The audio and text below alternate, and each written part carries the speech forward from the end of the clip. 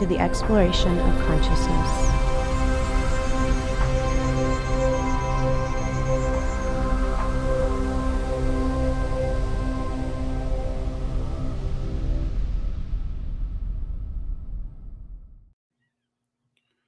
Hello, ladies and gentlemen, and welcome back to the exploration of consciousness. I'm your host, Matt Presti.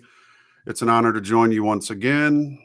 I'd like to speak briefly on an event I attended, which is CosFest in Franklin, Tennessee, outside of Nashville.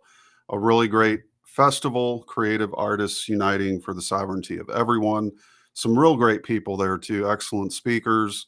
So look out for more CosFests to come. A special thanks to Courtney Turner and her fiance, Houston. Great folks who put that event on. It was really cool to meet a lot of people from different walks of life.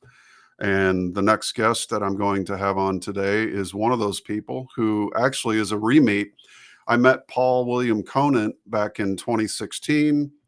And that was at the University of Science and Philosophy when I served as president. And we put on a homecoming for the first time in 20 years. So with that, I'm going to let Paul do the portion of introducing himself and his work. And I think you guys will really enjoy this podcast. So welcome aboard, Paul. Thanks for coming in. Thanks very much for having me. I really appreciate the opportunity to meet you again and share all this stuff and link up and talk about ways that we can increase freedom, sovereignty, uniting for the sovereignty of everyone, as we said earlier. And it looks a little bit hairy out there, but I think with enough of us getting together, figuring things out, figuring out what reality is, how our minds work, so on and so forth, we can actually turn this ship around. And I don't believe I'm being too optimistic saying that. Man, I am an eternal optimist. So I join you in the chorus. I think, if humanity was meant to suffer under this kind of tyranny, we would have never stepped out of it to begin with, to even have an inkling of a view of freedom, which, the Pico della Mirandolas and the John Locke's and the Jeffersons, they made through philosophy freedom come to exist within the grasp of man's own clasp of his hands. And, we've battled with the issue of freedom for many millennia, but I eternally remain optimistic, because to me, the purpose of man is not only to find freedom and to live the ideals of it, but in doing so, he can manifest his creator, which is the free will universe, if you will. And so why don't you just give a little background on yourself and how did you come to get into the position you are in today with studying hypnotism and such? Of course. So, excuse me, everybody. Got a slight frog in my throat, so there may be a little coughing throughout the stream. But in any event, so it goes back to a long, long time ago. 2011 is when I first became really interested in hypnosis. And it wasn't until about 2019 that I became interested in actually using it, hypnotizing other people. The main reason for this is because when I got into it in the beginning, it was purely for self-defense reasons. It was, it occurred to me that the sum total money spent on things like advertising, marketing, psyopses, various mechanisms to control your mind. There's so much money that goes into funding these things that I could reasonably assume that my own mind had been altered in some way, shape, or form. I decided to assume that that was the case rather than not the case. And I decided that I wanted to understand fundamentally how all this stuff worked. So then fast forwards to about 2019, and I was dealing with a really bad multi-year long problem with insomnia, where I was having a lot of trouble sleeping, sometimes days in a row. And so I got this book called Hypnotically Annihilating Anxiety. And in this book, Hypnotically Annihilating Anxiety, which is written by an anonymous author who calls himself Rogue Hypnotist, who, as an aside, I think is probably one of the best authors out there that you can find on the subject of hypnosis. But anyways, he's got a script in there called, dealing with insomnia, something like that.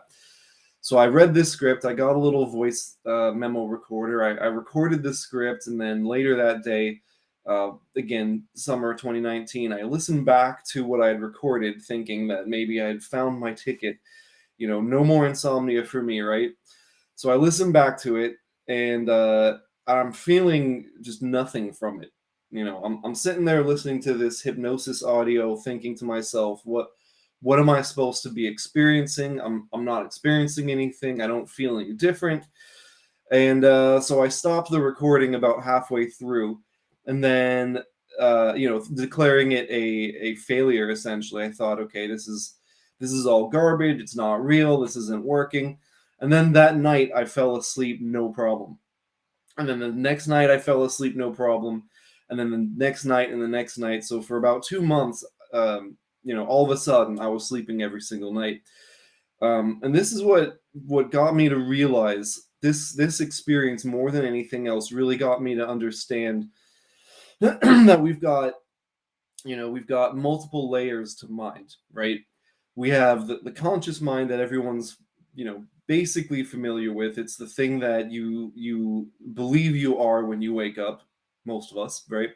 It's the thing that makes decisions, calls itself I, basically deals with immediate objective reality, so to speak.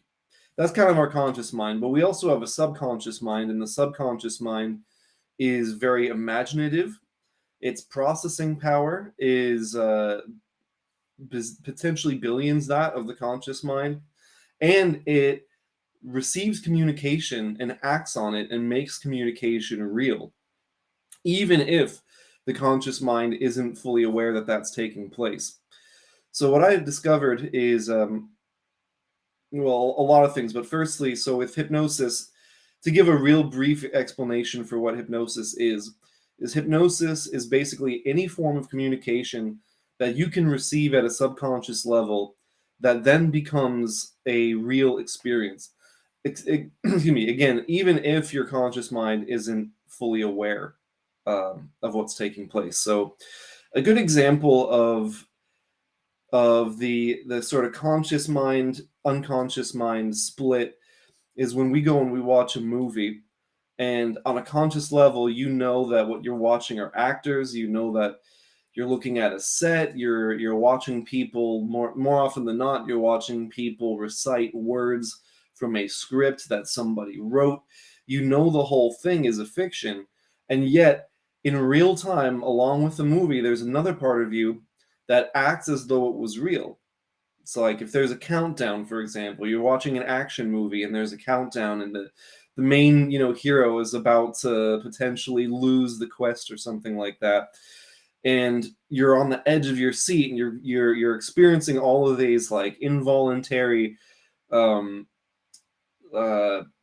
involuntary kind of nervous system response. Like you might be sweating, you might be breathing shallow. Your body is acting automatically like what it's seeing on the screen is reality. Now, the interesting thing about this is, so there's this relationship, and but before I continue, I should say that my approach to hypnosis, that's been tested in the lab, to make a metaphor out of it, the hypnotist's office. I've worked with a number of people and gotten a number of really amazing results, helping people access, latent resources, abilities, and skill sets that already exist there in the subconscious mind. So my take on hypnosis is unique to me. There's a lot of different ideas out there about what hypnosis is. Unfortunately, the hypnosis industry out there is, it's very like territorial. There's a lot of people that have different ideas. Oh, actually, hypnosis isn't when the subconscious mind picks up communication. It's actually when the critical mind is bypassed, and there's like a ton of different opinions out there for what it is. So my opinion of how hypnosis works is but one of many, and it may not even be the best, but I have seen it yield really amazing results. So essentially, to make a long story short, I just started experimenting and dabbling with it. I was able to stop having insomnia. I thought there was something to it, and I've often thought, I've thought for a very, very long time that one of the main components to all of us getting out of what I call the slavery matrix, which is a very real thing, and it's not quite as Andrew Tate calls it. I've actually got articles about him. He is currently facing charges of luring women to his compounds to turn them into sort of light porn stars and stuff like that, which is something I don't personally approve of in any way, shape, or form. But that aside, the Matrix is real. It is made up of a sea of negative hypnotic suggestion, in addition to all of the other accoutrements that come with it, a giant media complex, for-profit prison system. It's got all these different things, but fundamentally, it's about what we're doing with our mind. It's about what we are giving energy into through, the way that we it's a little bit hard at first to see the connection between these things, but I promise you there is actually a direct connection between how much of what I call cultural hypnosis we take on board and how much we end up unwittingly, inadvertently supporting this slavery matrix. So, anyways, that's a little bit on me. I could go on and on and on and on and on, but that's I think hopefully a decent enough intro. Yeah, that's great, man. It makes so much sense to consider that that all constructs are first mind constructs. I mean, as you say, a matrix is not a matrix, a mental construct. It takes someone's conditioning and belief in this matrix in order for it to have any concrete existence. And it's something like when you study the Russells of the world or the Jungs or even the Freuds and others who tried to basically take a look at the psyche, which the psyche of man is the mind, of course, or soul. It's synonymous, basically. But you have a Russell that comes along and he says, we live in a mind wave universe, as well as other illuminates and mystics throughout time immemorial. They champion the idealistic mindset that this is a mind wave universe, that mind is causal. And so if your scaffolding is such, if it can be influenced by different types of hypnotism, as you said, and there's, when a lot of people hear the word hypnotist, they automatically think it's like a circus sideshow act. It's some kind of entertainment that they put on at some kind of an event, maybe a corporate event where they have a hypnotist as the keynote speaker to entertain the crowd. It's all about entertainment, and like the NFL or some kind of sporting event is entertaining. But ultimately, it's more about, if you look into the actual deeper side of hypnotism, it's about shaping the mind and shaping reality through certain constructs that must first become mental and then produce their physical counterpart. And they seem to know this. And so when you escape from the matrix, in all technical terms, you're not actually escaping from a physical universe, which is what Gnosticism purports, that this is a flawed creation by a demiurge that has fallen and works against the creator. Rather, and it's only escapable if you get out of it physically, which is where these ideas of higher dimensions and things that help you escape the physical reality. What you're actually need to, if you're going to escape at all, you need to escape the belief in your own mental constructs that are shaped by the real hypnotists, the dark hypnotists of this world. And so that's where we can get into the list of points that we're going to discuss today. But for instance, 5G war is a variety of warfare where the battleground is perception itself. And why don't you give us a little comment on that? Indeed, absolutely. So you got to put it in proper context. So you've got multiple generations of war. And like with hypnosis, I've looked into this, and it looks like there's a lot of different ideas about what specifically constitutes a generation. I'm not that familiar with I believe it was William Lind was the guy that first decided to categorize them by generation, and I'm not 100% sure what his categorization came down to. But what I will say is that 5G war is where we're at now. And it's a little bit different from old school information warfare, insofar as old school information warfare was all about how to insert false narratives using propaganda into the mass consciousness. And of course, that affects consciousness. So we could say that information warfare is also takes place in the battleground of consciousness. But 5G warfare does something a little bit even sneakier, and it's more advanced than that, which is that it not only seeks to put false information in our mind, but it actually seeks to alter our subconscious beliefs and attitudes. So it's not just about false information. It's actually about rewiring your attitude towards information itself. So a 5G general for let's call it the opposition. A 5G general for the opposition, a negative propagandist, whatever you want to call them, they are their bread and butter. Everything that they do is all about how to demoralize you and or get you out of touch with objective reality.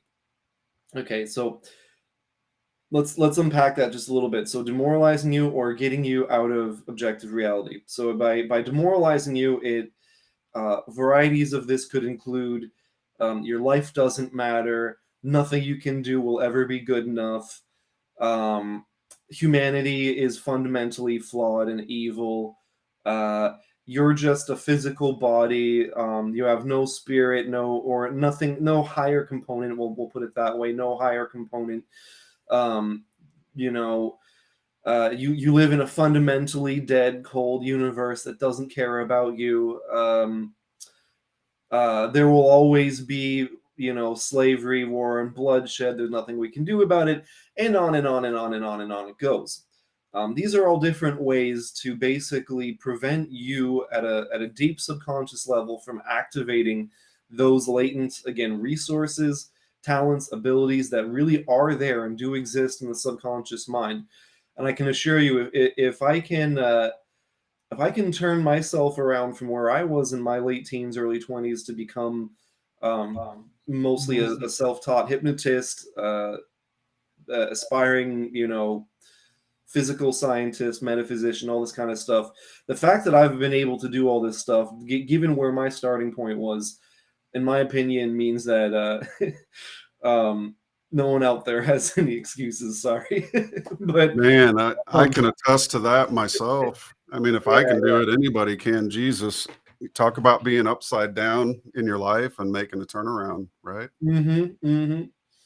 Yeah, and I would have never guessed. The important takeaway is that when I was much younger, I've discovered, and I'm not the only one like this. I don't mean to like toot my own horn or anything like that, but I've discovered talents and abilities in myself that I had no idea were there until the last, maybe decade or so. And if you had asked me when I was much younger, what I think is true about life, where I think the world is headed, what I think is true about humanity, I would have told you that we're destroying the planet. There's no hope for us, Right. Stuff like that. And doesn't that speak to exactly what we were talking about, the mental constructs? When you're basically hypnotized through the schooling system, John Taylor Gatto, Charlotte Thompson Iserby, and others, and there was a great guy at the Cause Fest. I'll bring his name up later, but just to show you that our entire reality is more or less a hypnotization, that we're to see ourselves as limited beings in a certain confine or containment of reality. And Walter Russell would call that the invisible scaffolding, which is the mental side of the physical world, right? That builds your reality. And if you're physical reality is limited, especially when you look in the mirror, you don't see these latent talents that lay hidden outside of this mental scaffolding, which is the hypnotized matrix view of not Mhm. only yourself, but of the world you perceive. So when you break down and destroy, let's just say maybe destroy isn't the right word, but when you deconstruct these scaffoldings in your mind, you open your mind to a world of possibility, which allows you to discover these hidden latent talents that you might not otherwise have seen because you've deconstructed a rigid scaffolding like environment of mentalism, which was Mhm. your actual limitation. So all things, all limits to the world are actually in your mind, not in the world. And that's when you said I discovered these latent talents Mhm. lying Mhm. dormant within my soul. It's the same thing for me that I realized, when I believed I was a limited being and I had to live by the rules and live by these so-called laws of science, I would never have expected to witness something that violated a law of science until I removed the Laws of scaffolding and science. made that possible. Right. So even their laws, even the scientific paradigms, the materialistic paradigm is all a mental construct. And again, if you dismantle this construct and this scaffolding, then the whole universe kind of opens up to you. But you can always construct new scaffolding, and that's a lot of the problem in this movement. I think, people, they deconstruct either through a cathartic moment, an accident, some kind of near-death experience, some kind of massive life change, job loss, or relationship change that sends them into a cathartic moment. And then they immediately reconstruct a new scaffolding that's could be, on some cases, more limiting than the one they were previously in. And in many cases, it can be a little wider, but still not wide enough. For instance, going from Christianity to the New Age movement, you're just trading Mhm. one scaffolding for another slightly wider scaffolding, but then Yeah. you're taught all these principles about the false idea of raising your vibration, which actually destroys molecules and life and matter, as opposed to lowering it to become still and realize the omnipresence of the universal mind. And then you Wow. also have these false ideas of higher dimensions and the Gnostic element that creeps into the New Age movement that says, if only I lived in the fifth dimensional world, I'd be okay with the third. Got to get there, got to get out of this one, right? Everything to get you out of where you're at, as opposed to putting you firmly into a universe of one reality where you can deal with this reality. And the best way I find to do that is to constantly tear your scaffolding down again and again and again, build it for the project you're in, complete your project, tear it down, and wait for the next one, right? So you're accomplishing a goal one after the other and constructing your scaffolding to create the impetus to achieve that goal. And then you tear that scaffolding down and go, what's my next goal? Okay, I need this Mhm. certain thing. I need wood beams. I need, you're going to put cattle in your yard, whatever. You need to build the scaffolding to get to that point, and then you tear it down. So kind of like a show. You set up a show and you tear it down. You move the show in, you move it out. So mind is much like that. It's good to be fluid in that case. Wouldn't you agree? 100%. In fact, I would say that it's that's one of the like fundamental psyops. There's different layers to psyops. There's certain fundamental ones, and then there's like auxiliary ones that get placed on top of it. But one of the fundamental ones is this idea. Excuse me, once again, very irritated in the throat this morning for some reason. But in any event, it has to do with one of the fundamental psyops is that heaven is somewhere other than where we are, because we could, and again, this goes into that optimism that not everybody shares, but I think is objectively justified, which is that, look, I many years ago, a buddy of mine and I got a small little tenth of an acre plot of land, just the two of us cultivating it, growing food on it, and doing it as a hobby, so not working full time. And we were just applying different minerals to the soil, practicing with like any kind of interesting, even kind of bordering on esoteric, you might say, like gardening practices, planting by stars, that sort of thing. Anyways, we a buddy of mine and I, many years ago, we're talking like 12, 13 years ago, we were able to grow enough food in one summer to can most of it, and the family who wanted us to cultivate their little tenth of an acre, it was a little, here, we'll give you a little plot of land, and we'd like to reap the benefits of what you guys are doing. So I'd say that we put maybe 15 or so collective hours into this garden per week for about a 4-month long, 5-month long period, something along those lines. And we had enough food basically to feed a village. And the reason why I bring this up is because, look, if we set aside 100% of all non-immediate concerns, we might say. So I understand a lot of people have different opinions about what ultimate reality is, what it's composed of, how it works, this sort of thing. But excuse me, but I don't think most people could argue the facts that it would be preferable if we had a food system that actually produced enough for people, that produced good stuff, did not require some kind of, some kind of socialist BS to, when I start talking about like feeding people and stuff like that, it can almost sound a little bit like I'm going into kind of like bleeding heart liberal socialist this and that kind of territory. I'm not really saying that. What I'm saying is that we all have a basic set of needs, and the opportunity for us, I should pull it that way, for us to fulfill those needs is actually thousands of times greater than we realize. So imagine if we really did have like the food we needed, the water we needed, we were unimpeded, key point, unimpeded in procuring these things, and the knowledge to get these things. In my opinion, it's not actually all that unrealistic that with a renaissance and awareness of better ways of doing things, that we could make heaven happen right here, and nobody has to go outside of themselves to figure that out. Nobody has to consult with this or that ET group or this or that group of angels or anything like that. And I think, and I want to be kind and sensitive about this, because I understand that people are really, in a lot of cases, striving to figure out what is what.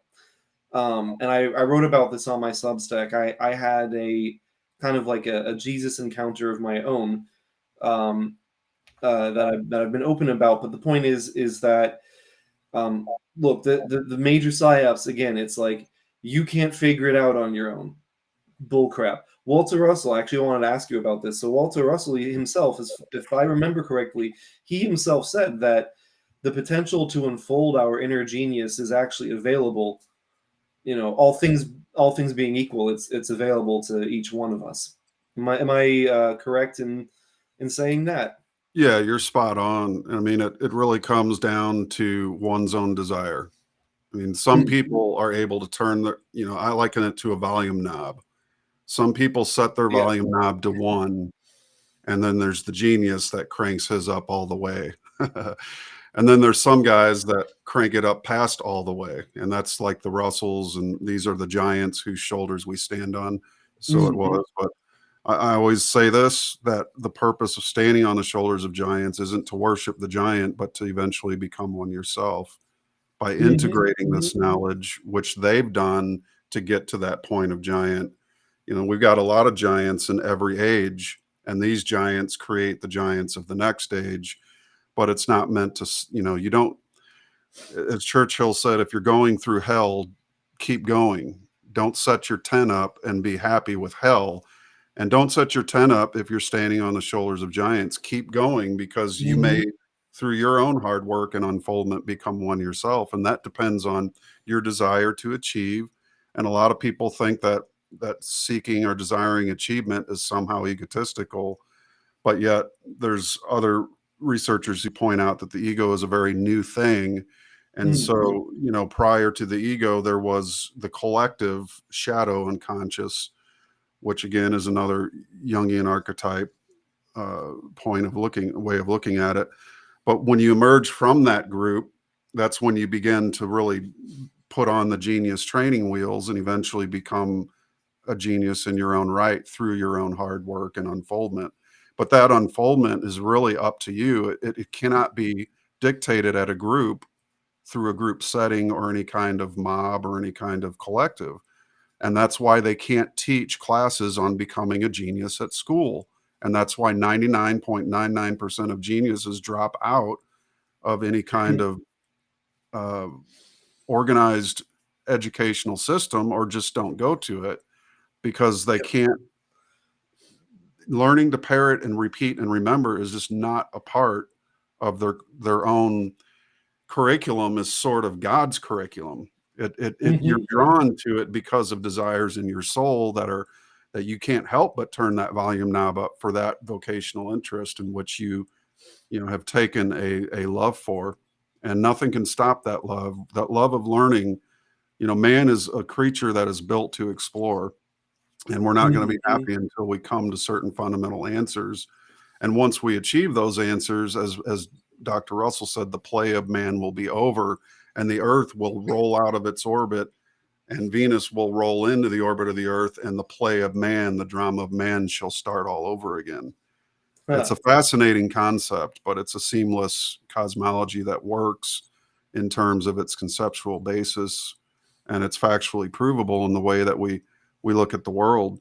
So on a point, you mentioned the goal of the matrix designers, more or less, is to destabilize the mind, to demoralize man to where he can't connect with the thing in him that cries and seeks out for individuality. And so a coherent, well-ordered mind need not be concerned about the psychological aspects of, say, a fifth generation warfare, which is the matrix coming down on force with the programming and such. So a person who sufficiently values things like freedom, objectivity, morality, excellence, etc., has nothing to fear from those who you refer to as the evil hypnotists. If you'd like to expand on that point. Yes, absolutely. So the first thing I want to share with you guys is a lot of people ask when I tell them that I do hypnosis. I actually had a waiter at a restaurant ask me, he's like, could you please not look me in the eye? Now that I know that you're a hypnotist, could you just avoid eye contact with me? I'm like, yeah, that's fine. I'm not here to, impose any kind of hypnosis on anybody, really.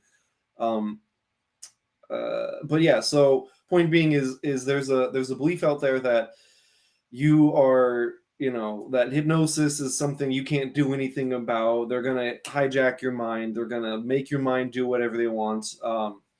Sometimes people get really mad about it. They're like, "You're lying. You're intentionally controlling people and misleading them."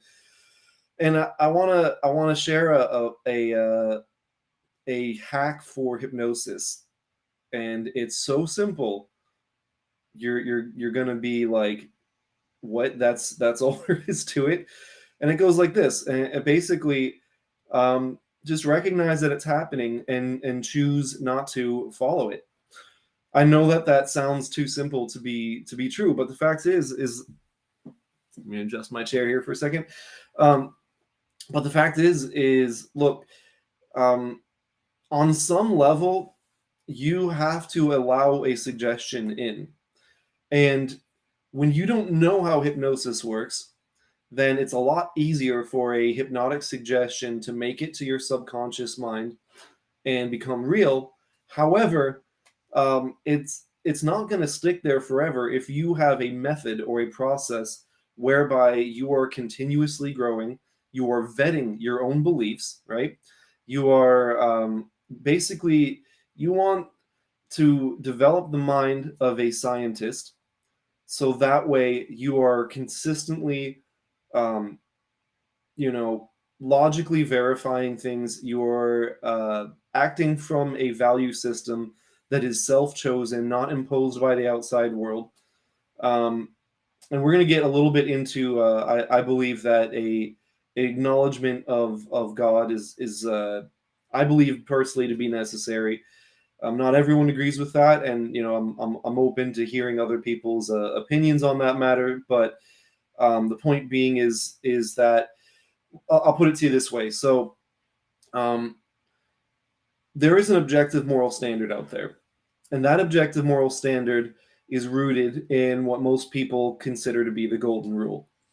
So if you're an aspect of creation and I'm an aspect of creation, then on some level, and this will dovetail very nicely into the Russellian cosmology and other things I want to talk about connected to that. But essentially, there is a very real.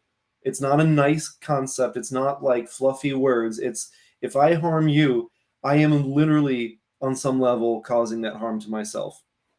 And so now that I know that, I can't be tricked into causing harm because I'm aware that there's a consequence to that. Self-defense is fine. Nothing wrong with self-defense at all.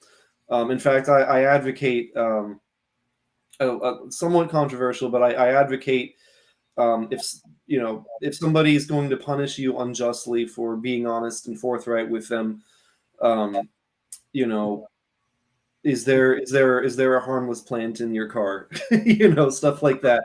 It's okay to fib for self-preservation when you are without any other options. But the point is again, hypnosis. I'm gonna come across a bit like a broken record because the premises of hypnosis are so simple that it's actually better for me to speak repetitively in a simple manner for the sake of everybody out there learning this stuff than it would be for me to like unload reams and reams and reams of jargon that not many people are familiar with. Fact of the matter is that you are on the receiving end of suggestions all the time. And I'm not saying that, like, even as a trained hypnotist, I will still get got from time to time, but I don't stay got is the difference. Right. And that's the key right there, because I'm constantly trying to figure out the difference. Okay, is what is and isn't actually legitimately true, and what is and isn't legitimately serving my needs, and the needs of my loved ones, the community around me.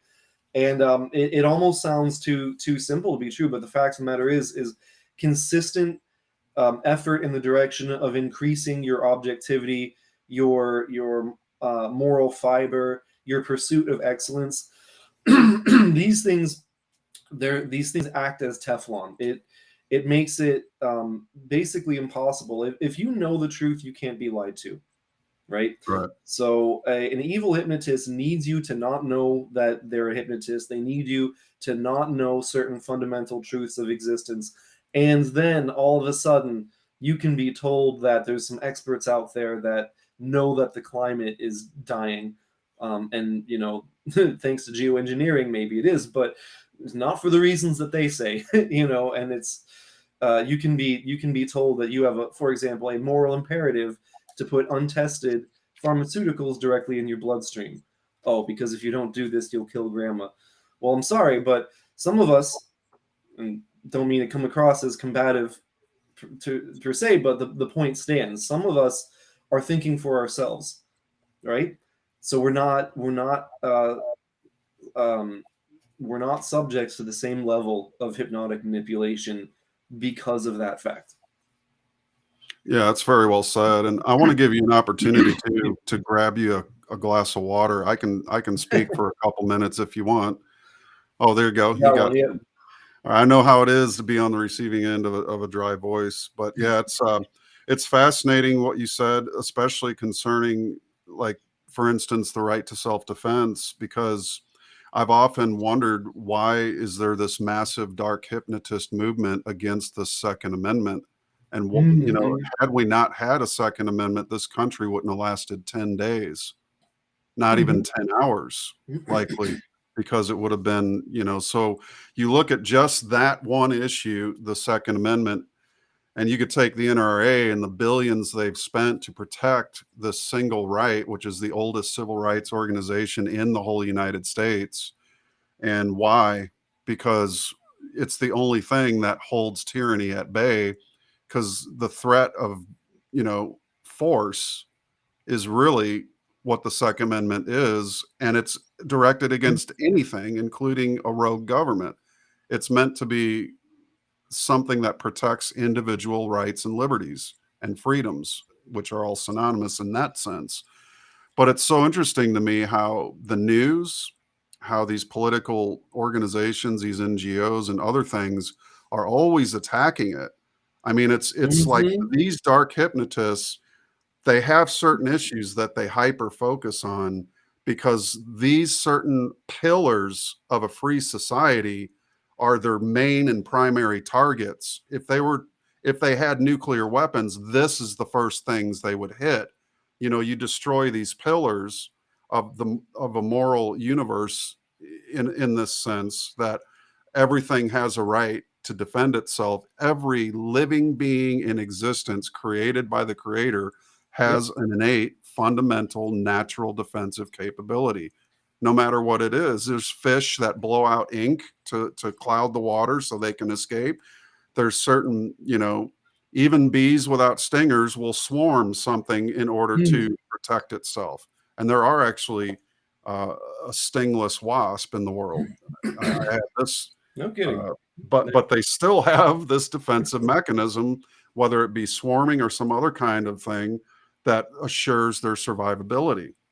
And so this is a pillar for the dark hypnotists, and they want to take this pillar out.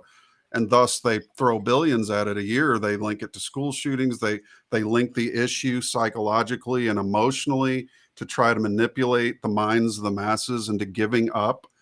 And this is where I think when we talked about mind scaffolding, morality is a certain kind of mental scaffolding. And those are the kinds of scaffoldings you run parallel scaffoldings in your mind, not just for a project and not just for a religious set of beliefs, but also a moral scaffolding, which if you can tear that down, you can allow for the kinds of things like we're seeing with this pride movement and children, for instance. That's a lack of moral scaffolding in a sense. So there's that old saying, be open-minded, but not so much that your brains fall out.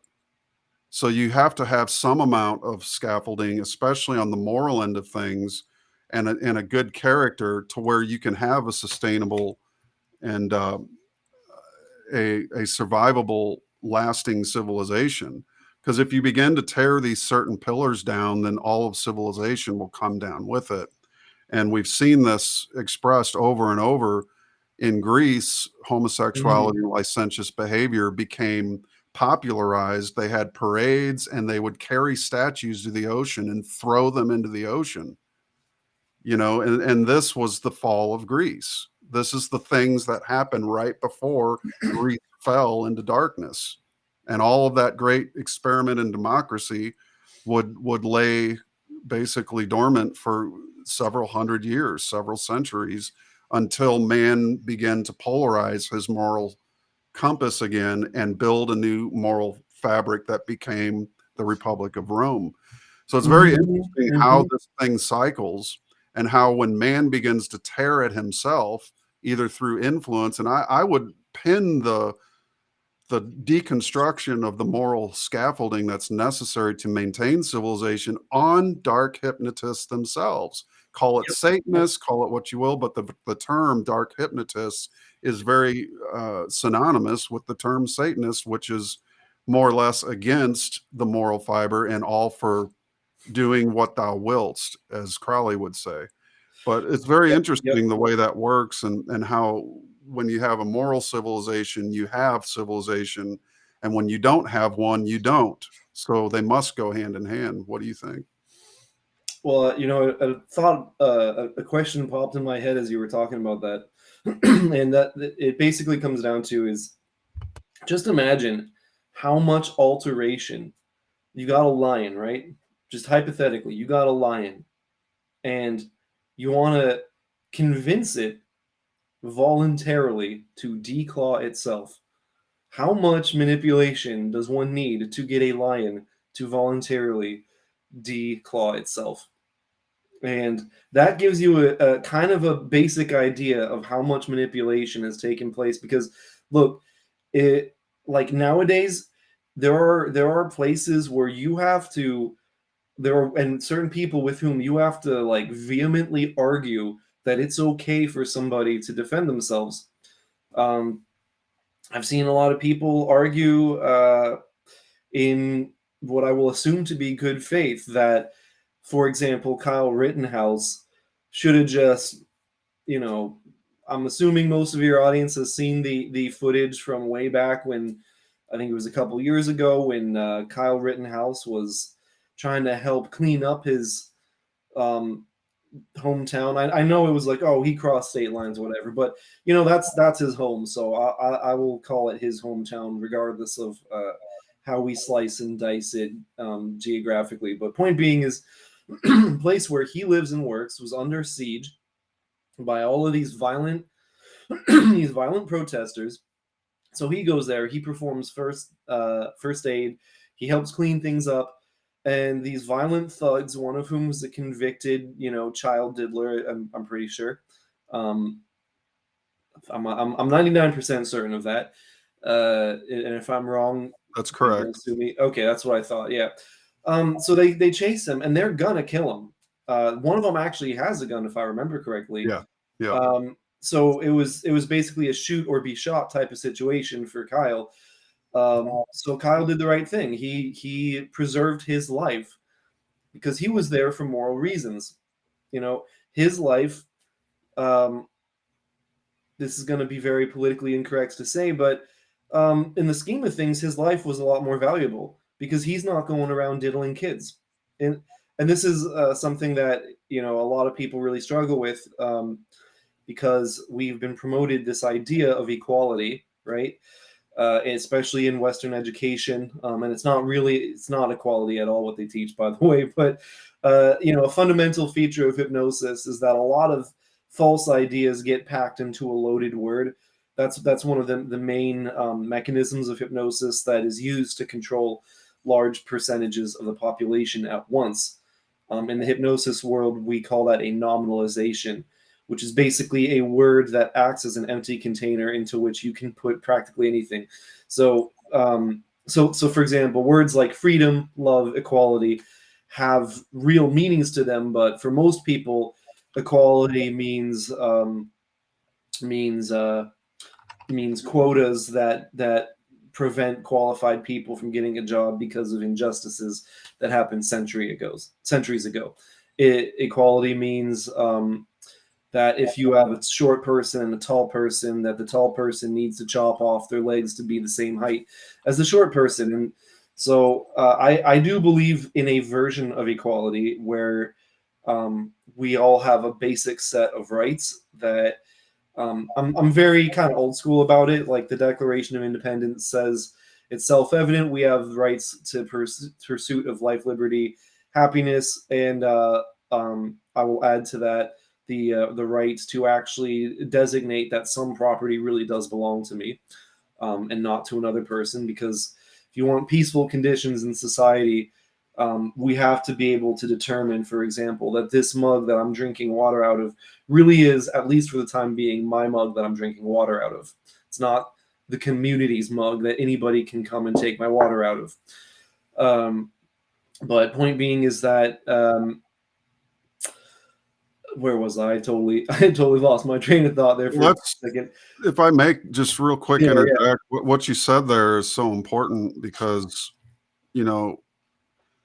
it's so interesting to me, the very acronym DIE, die, or DEI, is die, diversion, inclusion, equity.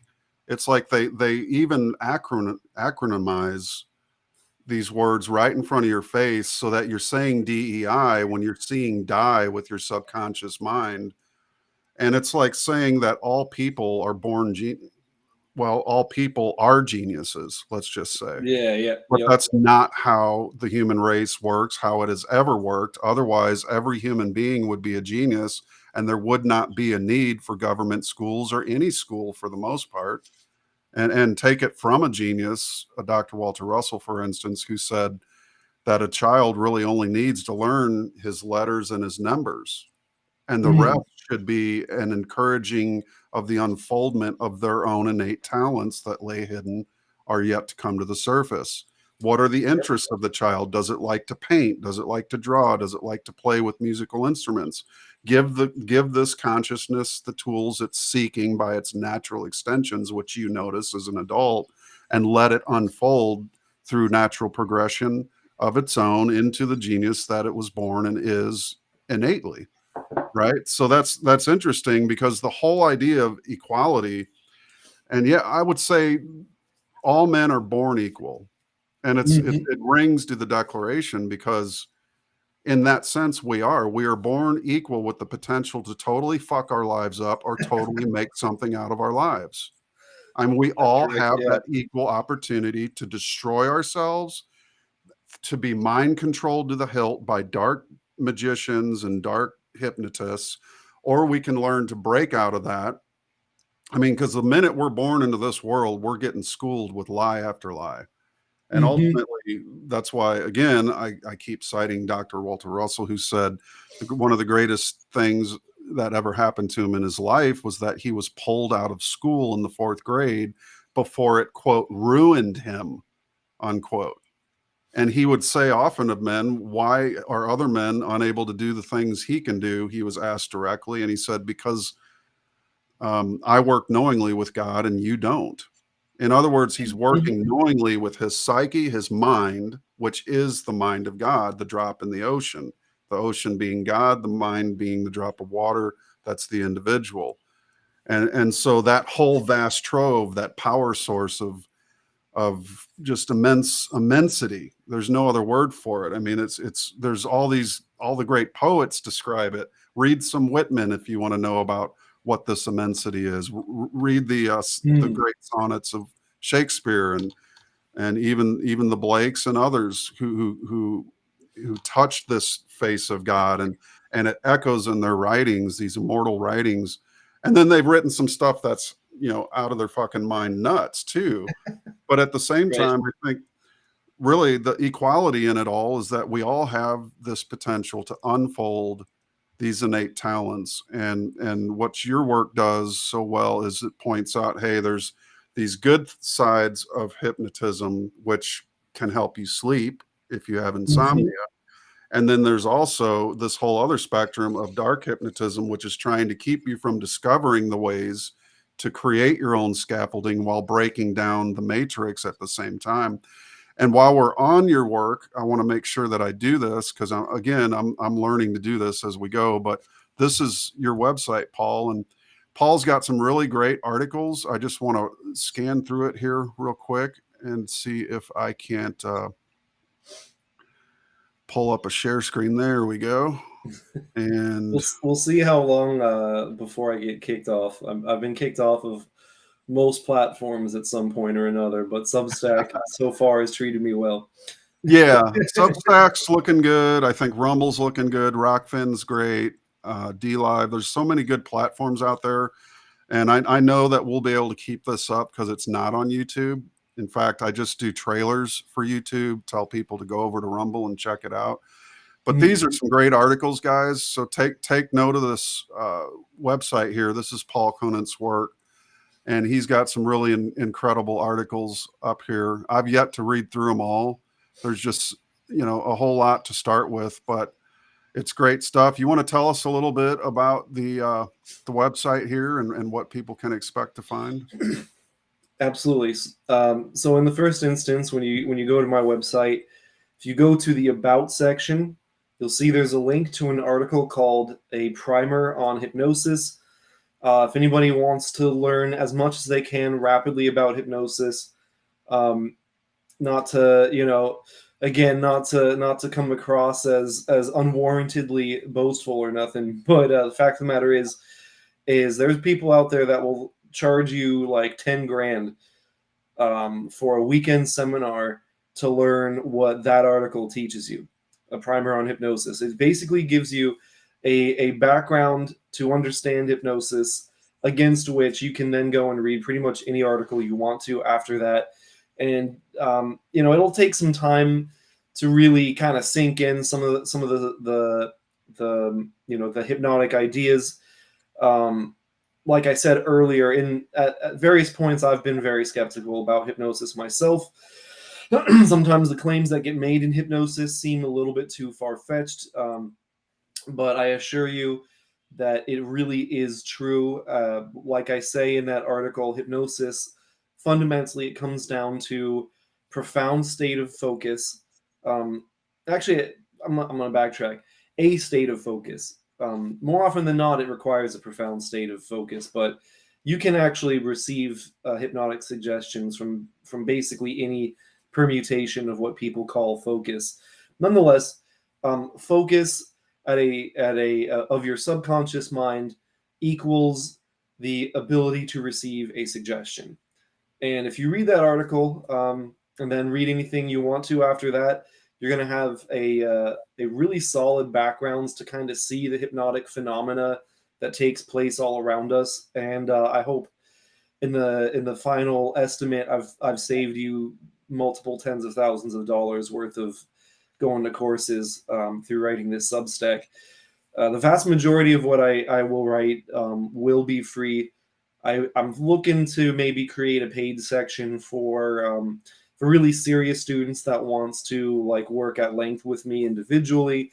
To be honest with you, if I could pay all my bills and give away everything for free, I absolutely would, because it is my opinion that we need to distribute knowledge of this nature as far and wide as possible.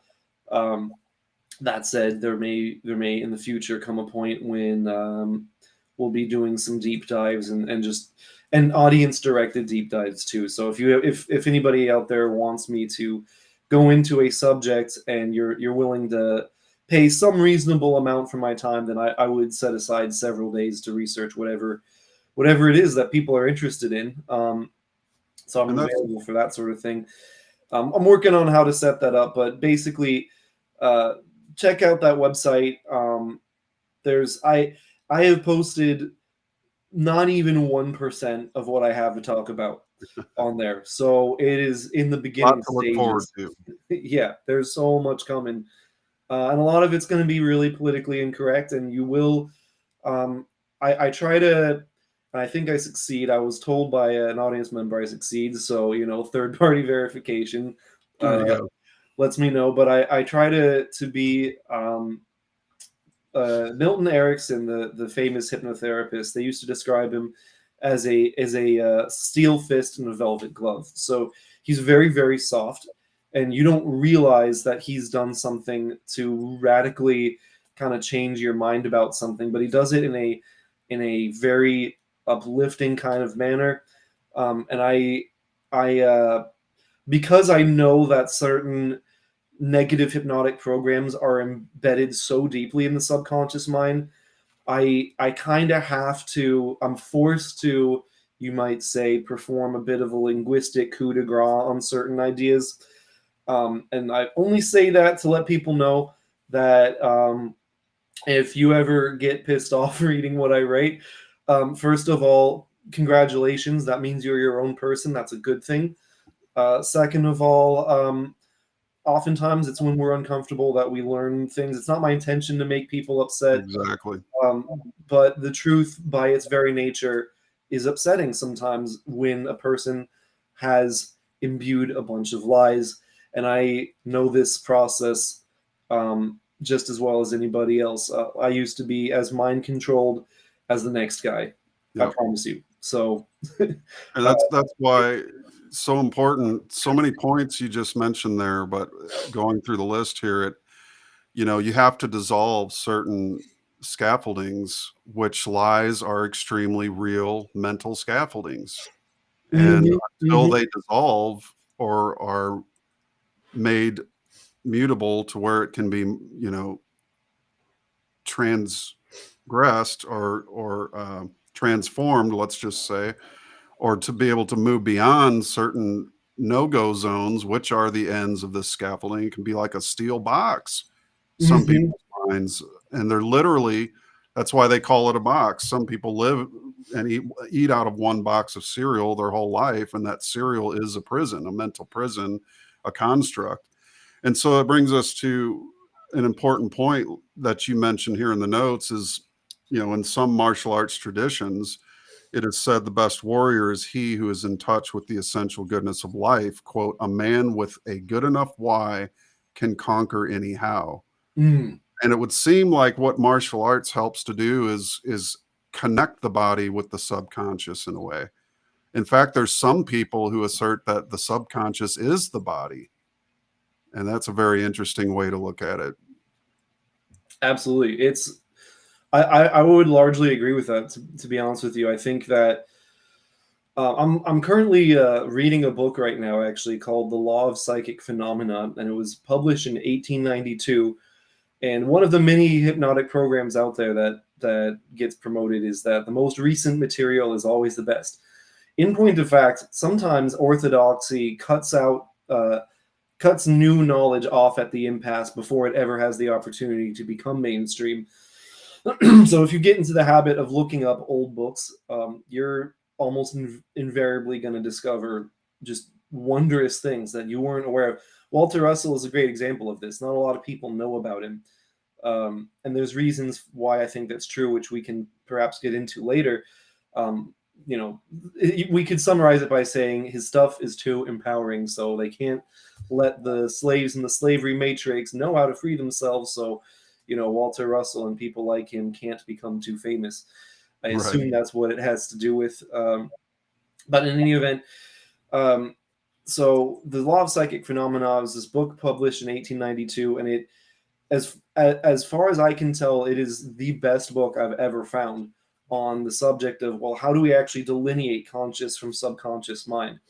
And he refers to them as the objective versus subjective mind, which I actually think is a better way of just slicing and dicing it linguistically. But the subconscious mind, the subjective mind, if you will, is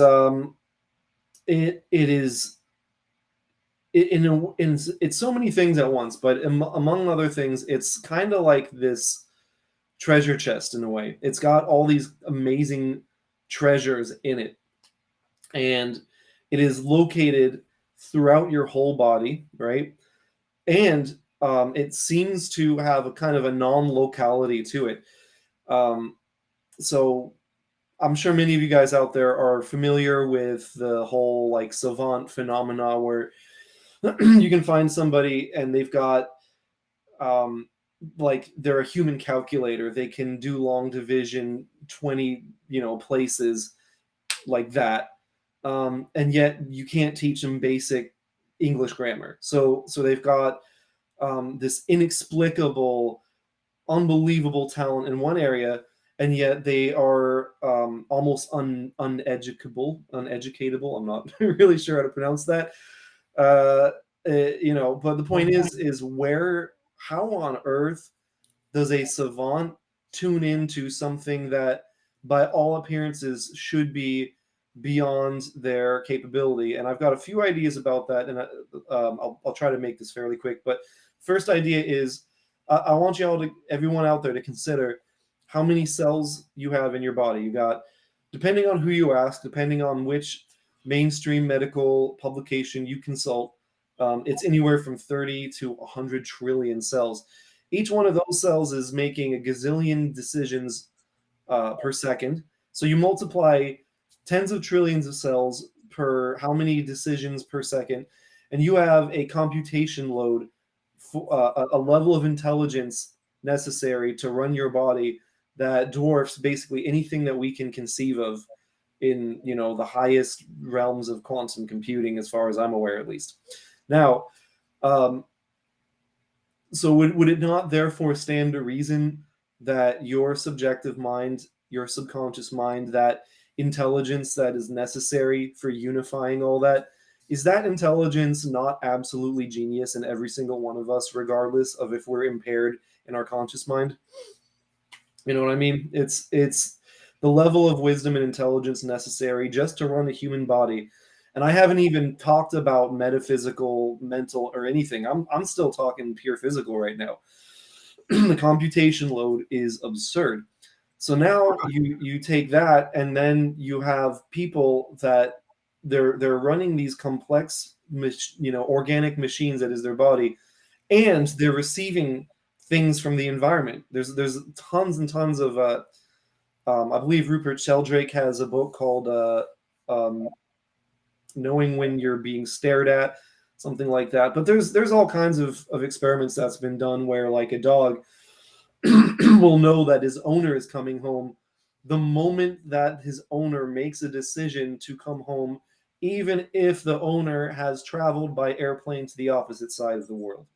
Mm-hmm. So we are picking up things non-locally, and it is my belief that the subconscious mind or subjective mind is the faculty that does that. My belief, and I'm always learning more and updating my models. So this is subject to change based on further information I may learn in the future. But I currently think that what we refer to as the conscious mind basically is like a section of the totality of our mind that is set aside to enable us to deal with immediate physical environment. And we identify with it mostly as ourselves, because if we didn't, we probably wouldn't survive very successfully. If we were always in dreamland, we wouldn't be where we are. So, I recommend that. It's great to become enthralled with and explore the subconscious mind. I've dedicated a tremendous amount of time to doing that, but life happens where you are. Okay. That's wonderfully said. And, there's so many ways that one could expound upon this, but again, we do deal with models. What great geniuses do as well is they bring a new model. That model works for a time until another genius replaces that model with an even newer model.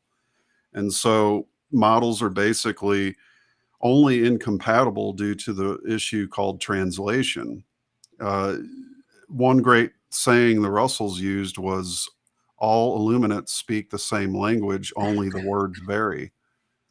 So if you have a concept that has multiple interpretations, that concept can get basically deconstructed because of mistranslation or incompatibility of terms. But when you look at the very term subconscious, and then you consider the Russell ideal of consciousness as being a field itself, that lines up with Sheldrake's morphogenic field. It lines up with Bruce Lipton's idea of this field of mind that surrounds the cells and dictates. That's why he doesn't buy into the genetic idea that disease is genetic, but rather it's the mind itself, which is a field surrounding the cells.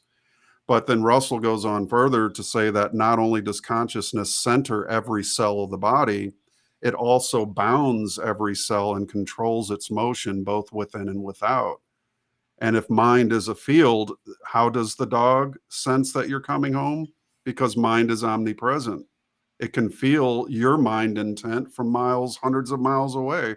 It doesn't matter how far distant it is, because everything is occurring and basically inside of consciousness. A body exists inside of consciousness. It's the ultimate end of consciousness is the body itself, which then becomes subconscious because we're not aware of the things like breathing or cell mitosis or metamorphosis or conversion. We're literally transmutation organic beings. We transmute oxygen and nitrogen into carbon dioxide. It's usable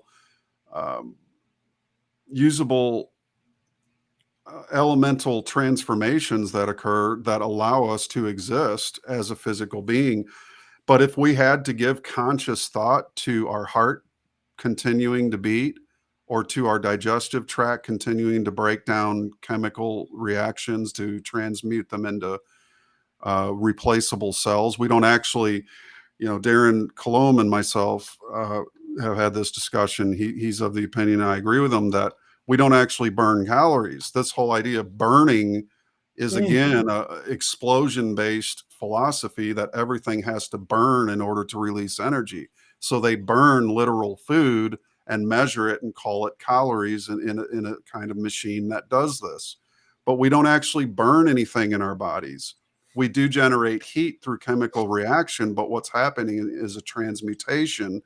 and you're not replacing, you're not burning to keep your body going. You're replacing dying tissue, dying cells with the food you're absorbing that is chemically transmuted into the replaceable cells. So it's not a burning happening at all, which is an interesting way to look at. It's a completely new way to look at dietary and otherwise things related to the ongoing of human bodies. And 2 pounds of waste every day in our lives is discarded to make room for this, this chemical transmuted elements to replace the parts of us that die. And if we did not excrete those 2 pounds, we'd all look like Chris Christie times 1,000. But that's just a personal aside. But nonetheless, I think I want to stress too, I remembered the speaker's name I was talking about from CosFest, John Kleisick, and I'm going to have him on as a guest at some point. And then eventually I'd love to have you, John, and maybe the gentleman's name was Mark Gober, who is more or less an academician that came to the study of consciousness from an academic side and realized that there were certain fundamental truths. As his talk was really well done too. But have him on at some point, and then perhaps the four of us can go on and do a panel together and really discuss this. I think it'd be a great time too.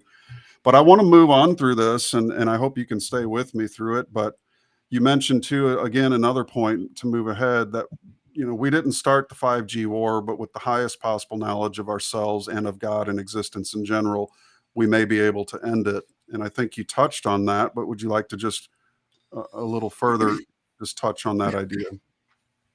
Absolutely. I'm gonna adjust myself in my chair again. Sure. I'm like slowly slouching. I'm noticing myself. We all perform unconscious motion. Don't let any hypnotist tell you that they are above that, because a lot of hypnotists have ways of conveying to people this idea that they have some kind of godlike power. And it's funny. I kind of consider myself as almost possessing the polar opposite ethos. And in fact, I tell people sometimes that I'm not a hypnotist, really. I'm a dehypnotist. I'm trying to make less hypnosis happen rather than more, except for those really good versions of hypnosis. And there are positive versions of hypnosis. And also real quick, I want to say too, I can't remember how to pronounce his last name, John Kleisick, I think it was, who you just mentioned. Spent a lot of time talking to him during the CosFest, and I'm just going to hype him up real quick for the audience out there. It's going to be a fantastic talk. Really, really knowledgeable guy. Knew personally Charlotte Iserbyt, who wrote a book called The Deliberate Dumbing Down of America, which is maybe one of the best books possible you can get, besides John Taylor Gatto's books. Her books, John Taylor Gatto, to the best of my knowledge, some of the best books out there for really breaking down how terrible our education system is. Which brings us back to, well, we can fix it. All right. First of all, like you said, a certain amount of desire is necessary, and a certain amount of know-how is necessary. Now, we can't force people to be nice, right? So I'm not saying that I think it's realistic that we can create a world with no conflict where everybody's singing Kumbaya all day, every day. I don't know if that's realistic, but what I think is realistic is a sufficient number of us recognizing what the slavery matrix is with enough detail, which it doesn't mean perfect detail, but enough detail to, it comes back to you have to be able to say no to a liar or a bully. And this is essentially the same concept, but taken to a really, really large scale. But the fact of the matter is that it's not unthinkable that you can find the most intelligent, good-natured people in your midst to start coming up with ways to support each other, to therefore lessen your needs to depend on things that the slavery matrix provides. There's a lot of people that think like, oh, well, let's just go live off grid somewhere and call it a day. Unfortunately, this isn't a problem that we can just walk away from. We are going to have to actually go out there and change consciousness. But there are ways to do that. Yeah, there's that old saying, you may Yeah. not care about politics, but it doesn't mean politics doesn't care about you. Exactly. You start a commune out in the woods somewhere or something like that. You're still inhaling everything they're spraying. You're not making them not spray by sequestering yourself and taking yourself out of the game. And in fact, I would say that we need to participate more in the game, but do so from a place where we can identify. And I can't easily share all this. This will take another maybe 3 to 4 hour long podcast to go over all this, but there are aspects of the legal system that need to be understood. And I will be writing about that for my Substack. I had the very entertaining experience of not once but on 2 occasions being accused of domestic terrorism in a court of law by somebody who was mad at me for being white and conservative. Okay. Well, there it is. and no other reason, by the way. And of course, nothing ever stuck because I knew how to conduct myself. I didn't give the system any reason. I want to quickly clarify what I'm saying here too, because what's happening with the January 6th prisoners, there's nothing lawful about it whatsoever. So I'm not. Right. I don't mean to imply that they've done anything wrong. As far as we know, they were encouraged to go into the Capitol building by people that were wearing the uniform of law enforcement. Mm-hmm. They were entrapped. They were not killing people. They weren't. The only person, 2 people, I believe, died. Ashley Babbitt and then Rosalind Boyland. Mm-hmm. So the only people that died were people that were protesting, very rightly so, a stolen election. Okay. Right. So I don't mean to imply that they did anything wrong. All I'm saying is that there are esoteric components to the way the legal system works, and not knowing those components, you can really, really screw yourself. And again, the people that are out to demonize it have basically no moral scaffolding.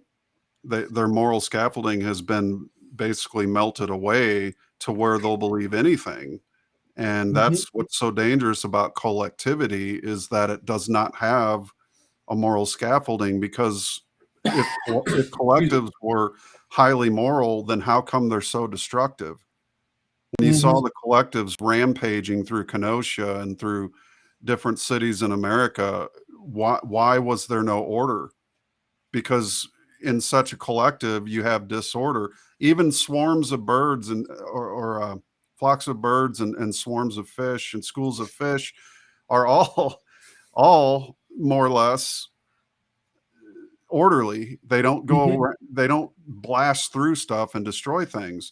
But mankind, on the other hand, when his moral compass is depolarized, it becomes chaos. And it's supposed to, because, and I think this is what a lot of the dark hypnotists, if you could corner them and sit them down in a room and they had to answer truthfully, they would go, that's exactly what we're trying to do, is demoralize people.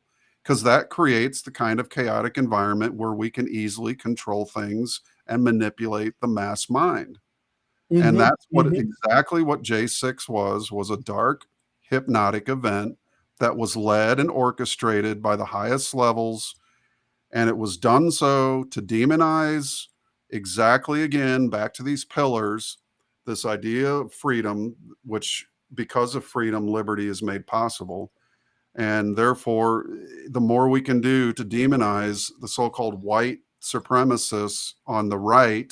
And again, one thing I do have to stress is that there is no left or right anymore. There's right and there's wrong. We are beyond left and right. 1,000 years. So every guy that comes on in his tweeting and in his posting here and there who says, I'm not going to vote because it's just more left and right, and it's, no, buddy, you got it wrong. You may not care about politics, but politics has a Mhm. huge interest in you and your children, and they are going to come for you. And no amount of, oh, left and right, it's just it's about right and wrong at this point, in my mind.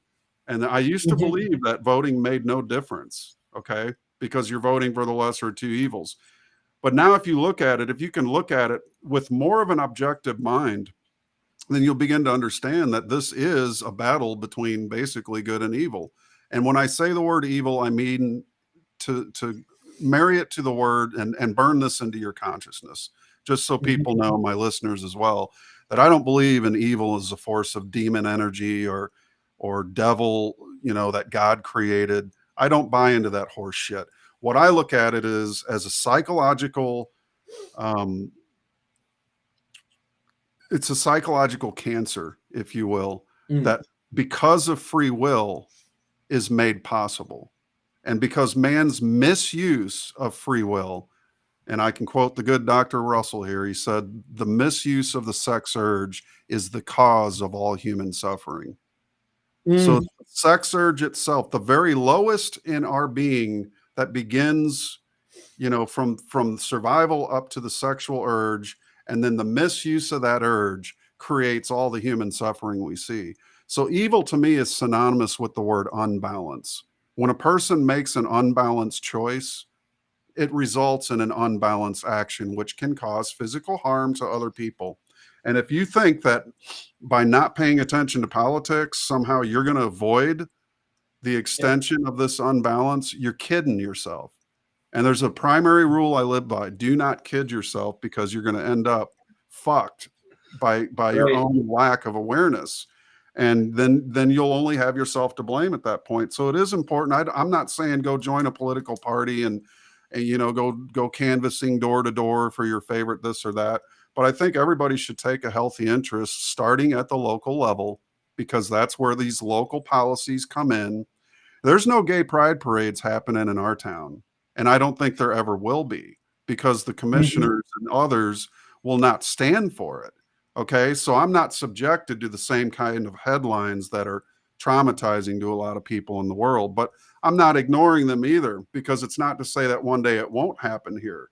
And if that ever comes to that point, I might considering a run for office myself. But ultimately, I think, as you say, knowledge of ourselves and of God and existence in general is going to help us. In other words, learning to getting to know your own mind and what Mhm. your limitations, your scaffoldings are. Break down the ones that are not constructive to the furtherance of your own achievements, but also the ones that allow for this kind of stuff to come into your environment, because we're both not just an individual, but we're recipients of other individual and collective thoughts and processes that occur around us from the environment as much as in ourselves. So this brings us to a Walter Russell and Chris Langan as two of the foremost geniuses. Now, I know we definitely wanted to discuss Chris Langan, and I know we're at an hour and 23 minutes, so we'll go Holy a crap. little longer here. I I'm didn't good to realize go that. 2 hours if you are. I mean, we can fill up Yeah. 2 hours. It's great, but we can blast through number 6 here because it's so important.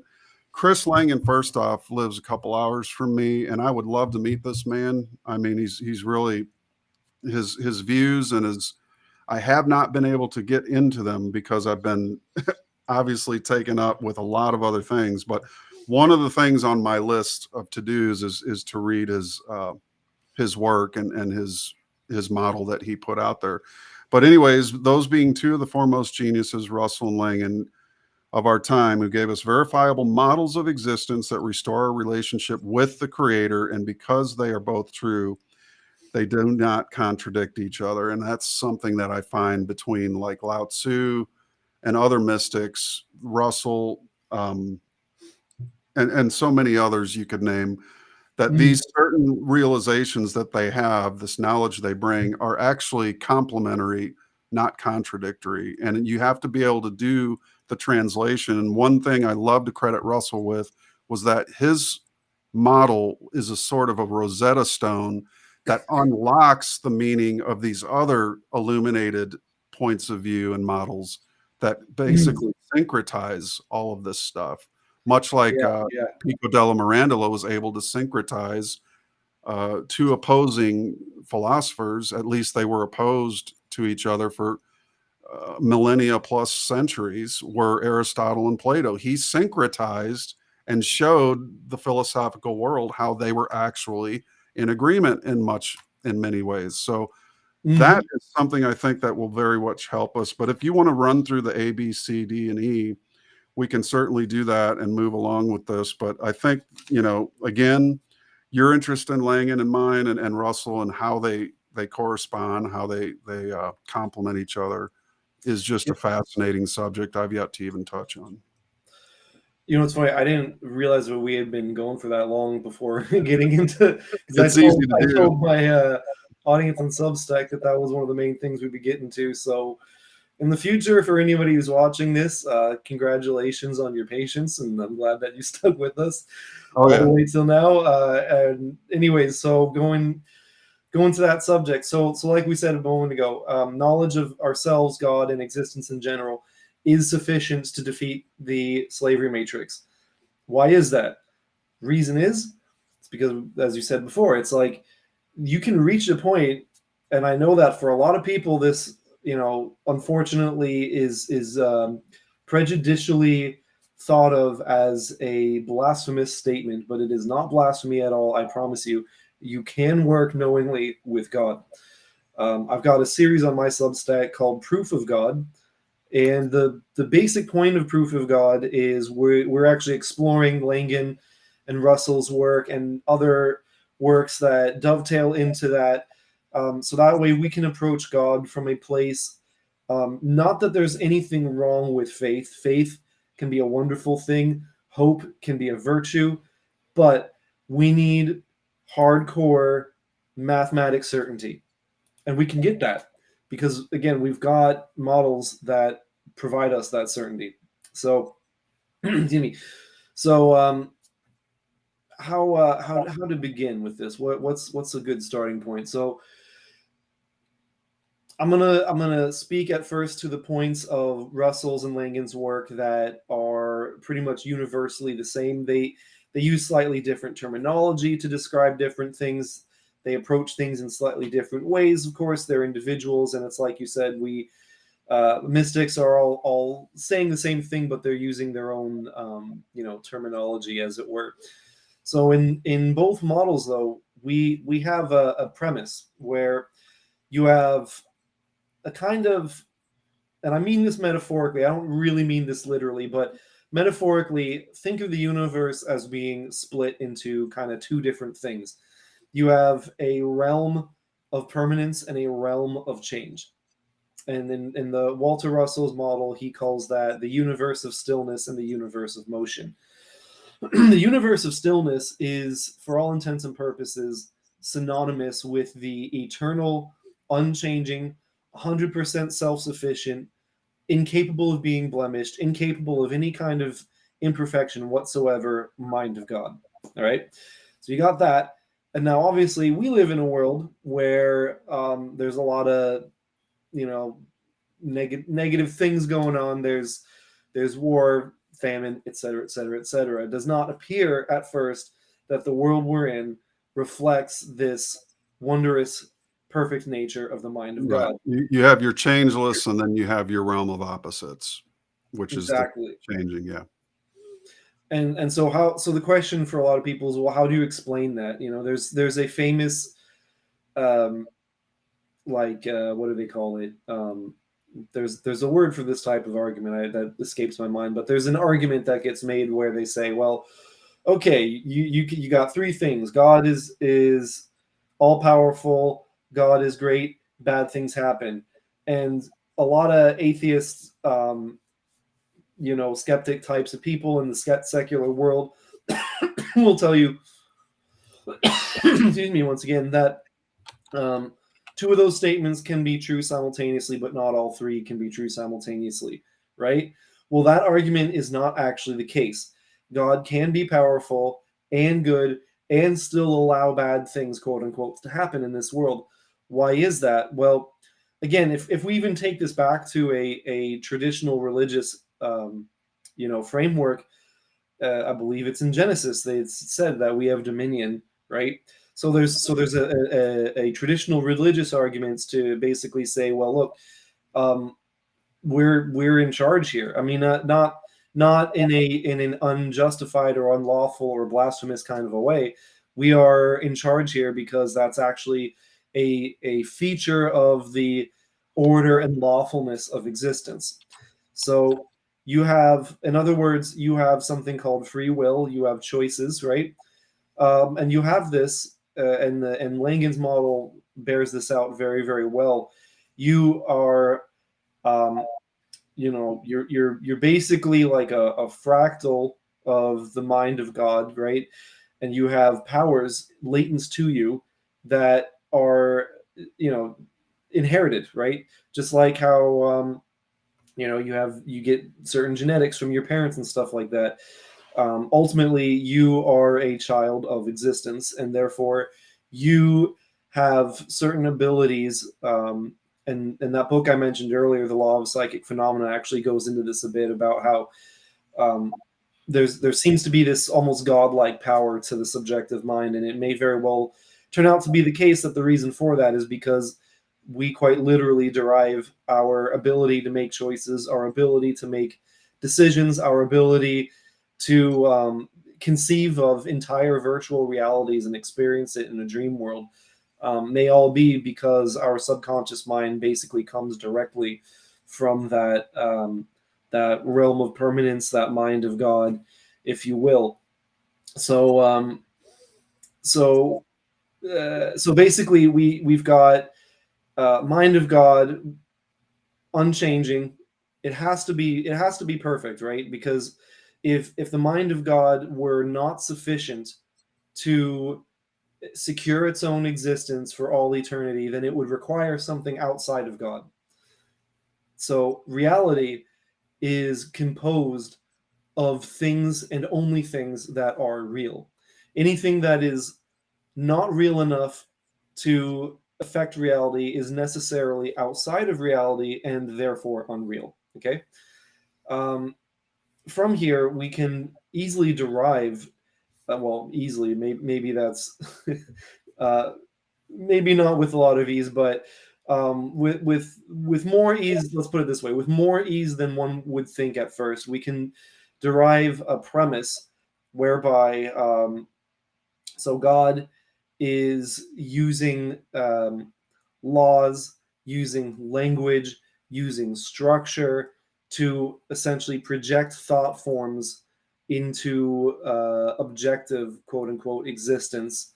As we said earlier, this is and I'm willing to stand by this, this is a fundamentally mind-based reality. It is physical too. I'm not saying that it's not physical. But what I'm saying is that physical reality is a kind of a movie in a way that is composed fundamentally of thought forms. And the reason why you get up in the morning and your coffee maker is in the same place that it was the other day, you drive to the store, it's in the same location. I've got a bookshelf full of books. I'm going to go to that bookshelf after this interview. I'm going to continue researching. The books are going to be where I left them. The objects are going to have permanence, in other words, right? They're going to be, they're going to have a location. They're going to be composed of certain material elements. It's going to be a stable structure. I'm not going to wake up and find myself in a house that's not my house. I'm not going to wake up and find myself in a reality that's fundamentally unrecognizable from the reality I was inhabiting the previous day. So this means it's actually self-evident that there is a kind of a universal relational structure. We may call that natural law. We may call that the laws of physics. But whatever that structure is, however you want to call it, it is responsible simultaneously for object permanence as well as the operations of your mind, which is pretty mind-blowing, because that means that through going within in a disciplined way, in an objective way, and these things, discipline, objectivity, are qualities that like a muscle. You can just build and build and build and build and build. As a little aside to what I'm saying here, I'm highly skeptical of the claim that is made in mainstream neurology that IQ is a fixed trait. I don't think that's actually true. I think there Right. are studies that pretty readily disprove that. And if we look at the fundamental nature of existence, it's like, okay, well, how does existence make many things out of one thing? If you can answer that question, you can basically derive the entirety of the laws of physics. And then from there, you can derive your ability to, in a rational, reasonable, sober-minded way, not in a messianic way. If anyone that's going into a messianic kind of deal of some kind are not really reflecting God's nature, in my opinion. But you can make contact, have a relationship with the source of all being by choosing to and recognizing that the very fact that reality is intelligible. I've got a book here with me right here. This book is going to look the same tomorrow because we exist in a reality that is lawful and ordered. And that orderliness is, in fact, giving rise to your consciousness. Now, I have to stop you there for a second. That's yep. Okay. you've got a million good points, but it in point A, you talk about the reality of the creators being a mono state, and that's why does this matter? I mean, from changelessness, from stillness, from silence, we know that notes in music come from stillness. As Beethoven said, God is in the silence between the notes. And when a master says something like that, it beckons us to think about that, right? And so objectively, we look at the universe, but we also have to look at it subjectively. And that prompted me to create a term between the two because there's always a middle from which the two opposites unfold. And I call that term non-jectivity, which is the knowing of the source of the opposites from which you deal with. So to be non-jective, to view the world from a non-jective or no-jectivity, it just worked. It's like, and again, I give the credit to Russell because he was the one who really taught me that language of learning to see the three in everything. There's always three in everything. And that's why we have three branches of government. That's why the triune nature of the human family, mother, father, and child. I mean, these are the very things that the hypnotists are attacking is the structure of the universe itself, because they're at war with the creator. And whether they know it or not, or even acknowledge it or not, warring factions, as point A mentions, these warring gods or factions, that's an absurd claim, because what is warring? It's the opposites of which we live in. If you simply see life as a dualism with no connecting glue from which the dualism extends, then you will see a warring universe. You will see thunder and rain battling earth and fire. You will see dark humans battling light humans. You will see everything is always a dualistic nature, until you're able to bridge the duality first by bridging the contraries within yourself, as Jung would say, which is realizing that you are the mind witnessing the universe, and you learn who God is by witnessing and studying nature, because nature is the thinking of the undivided manifested into a divided condition. The sun and the moon, light and day, cold and heat. I mean, it's all part of a single changeless mind, if you will. There's no better term to use for it, or psyche, or grand oversoul, or super mind, whatever you want to call it. But it's this thing from which the contraries emerge, but knowing that you're that thing as well, because you have two contraries, a left eye and a right, left nostril, right nostril, left ear, right ear. You're a walking fucking contrary. But what does it do once you marry that? Your left hand will forever war against the right hand without any awareness that you're a divided contrary in yourself. So when you bridge that, as the alchemist said, the great secret of alchemy was the marriage of opposites. And I never lost that knowledge when I had read early books on alchemy, Falconelli and others. But when Russell came along and I read that there's always this third, which man misses, it's the immovable. The door opens and closes, but what doesn't move on the door? The door jamb. Everything is always moving on a fulcrum, including you, ourselves, all animals, all insects, all fish, birds, species, planets, galaxies. It all moves on an immovable throne of eternality that never changes. And that's the beauty of it, is that realization. And then you begin to understand that, like the Langans of the world and others that come along, they describe this totality of existence as mind, as the one.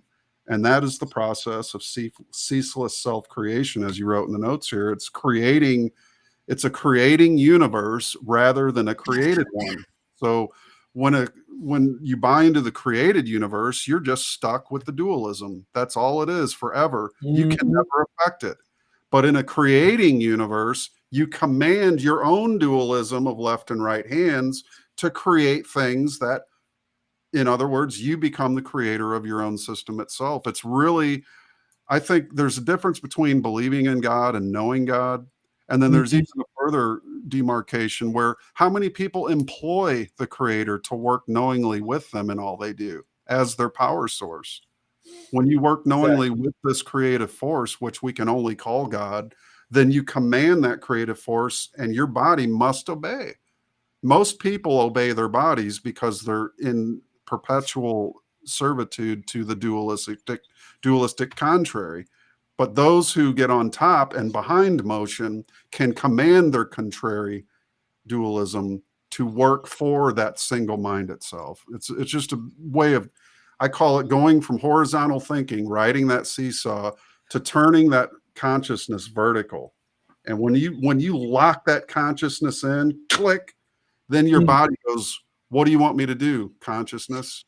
And that's when you start to really command your life, in my opinion. Too bad I mean to interrupt you there. Go ahead. I was going to say exactly, and that actually kind of predicts a point that I had made in our little outline from earlier, which is, so I wanted to briefly touch upon this sort of law of attraction kind of stuff that people want to sell you, right? Look, big market for that. Yeah, there's a huge market. The fact of the matter is that there is a version of the law of attraction that is very real, and there's a bunch of fake versions of it, where again it's like the point of the evil hypnotist is to disempower you, and they'll do so, by the way, while presenting themselves as your friend. It's not just sneering faces telling you that you suck. Oftentimes, an evil hypnotist makes themselves they want to occupy a place in your mind where you see them as a friend or as an authority or as a source of guidance of some kind, and so you have this law of attraction thing where it's like, oh no, you're the only thing that exists, don't you know? And if you just think about a Ferrari long enough, then one is going to magically appear on your driveway. And the reality is that no work required, solipsism, right? Exactly. And when you work knowingly with God, one of the consequences of that, this is actually a means whereby we can really bring this into the scientific realm rather than just pure speculation. Because again, we want mathematic certainty. We faith is wonderful because faith can act as a fuel for optimism. And so I do not mean in any way, shape, or form to attack faith. I think we need more faith, to be honest with you. I think we, provided that it's faith in healthy things.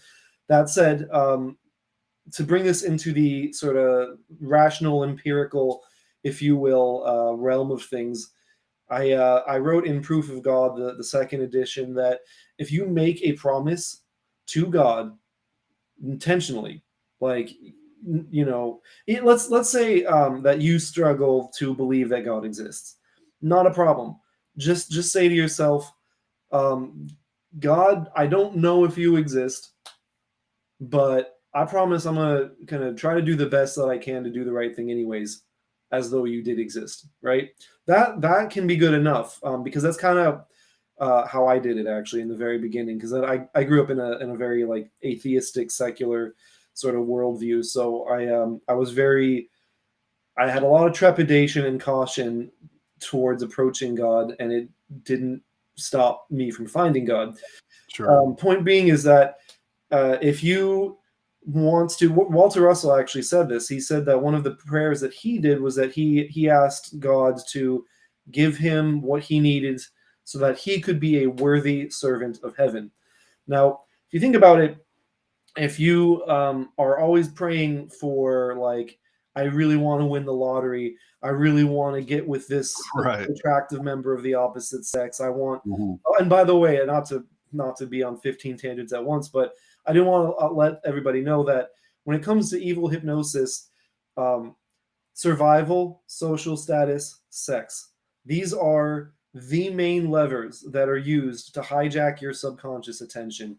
So just be aware of that. It's these three things get played upon. It's funny how those like are Yeah. the three lower levels of the chakra Yeah. too. I mean, and then you have the pride flag itself is an inverted chakra system. It Hmm. takes the low and places it at the top as if the animal is what they're striving for. It's fascinating, the psychology behind that, but go ahead. Sorry to interrupt Hmm. you. I'll give a shout out to, there's a numerologist named Gary the Numbers Guy, and as far as I'm aware, he was the original discoverer of this fact that the pride flag was the inverse of the chakra system. Um, and Indeed. when I saw that, I was like, of course, look at that. That is the elevation of the lower above the higher, which is an Right. inversion. And one of the telltale signs that you're looking at the work of a dark occultist is inversion. It's Yep. always about putting things. It's like quite literally the upside down pentagram.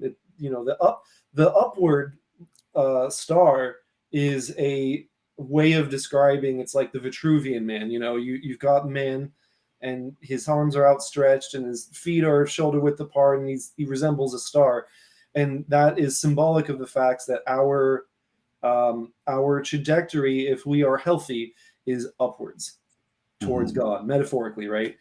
um, And and it's a yeah. balancing of earth, water, fire, and wind, which are your cardinal Mm. compass points, your four primary elements in most ancient philosophies.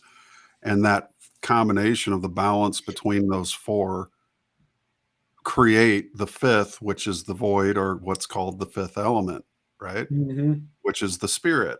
It's the spiritual alchemical marriage between your east and west poles and your north and south poles, which there are two sets of poles, ironically, in Russell science as well. So, Mm. but yeah, that's a great, and hats off to the guy who did discover that.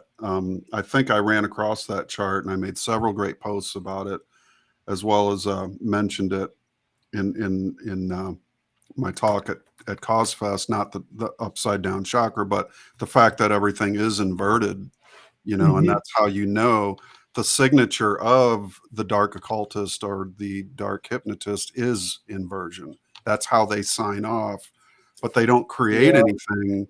Yep. You can't really create things from that state. You can only take what's been created and flip it upside down, because the very denial of the light within their own individual self and how they rely on the collective for their own power is why they have to invert it, because they can't create, because their star is pointing down toward the material world, which is that's where this whole idea in Gnosticism of a fallen state of man comes from. And that is, by the way, speak of the motherload of hypnotic suggestions. You Mhm. live in a fallen world, and you're a fall. You know what I mean? Like, Exactly. Where any hermeticist and I consider the great poets to also be hermeticists by nature, because they can look out at nature and tell you of its divine qualities, and it lifts you up, and you'll feel it. You just have to learn. And you said something very interesting about how do you know that God exists? Well, first you can ask God to come into your life. And when we say the word God, we're looking at the 2.0 definition here. God is many things. It's synonymous, but you could take many of these words: light, truth, power, love, balance, beauty, rhythm, and nature is a perfect example of all of these things.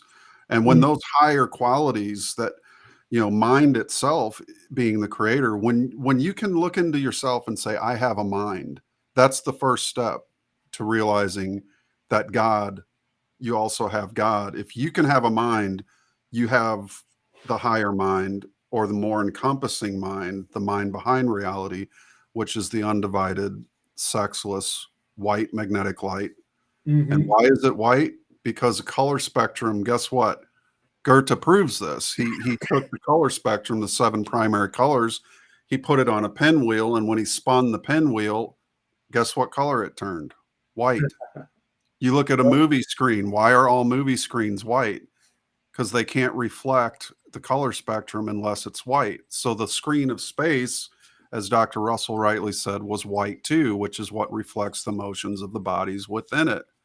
And it's a fantastic, scientifically verifiable understanding of the universe that does not remove the creator from creation, but rather puts it firmly within it, much like you can't remove the poet from the poetry or the painter from the painting. It's much in the same way. And I'd love to hear a little more on how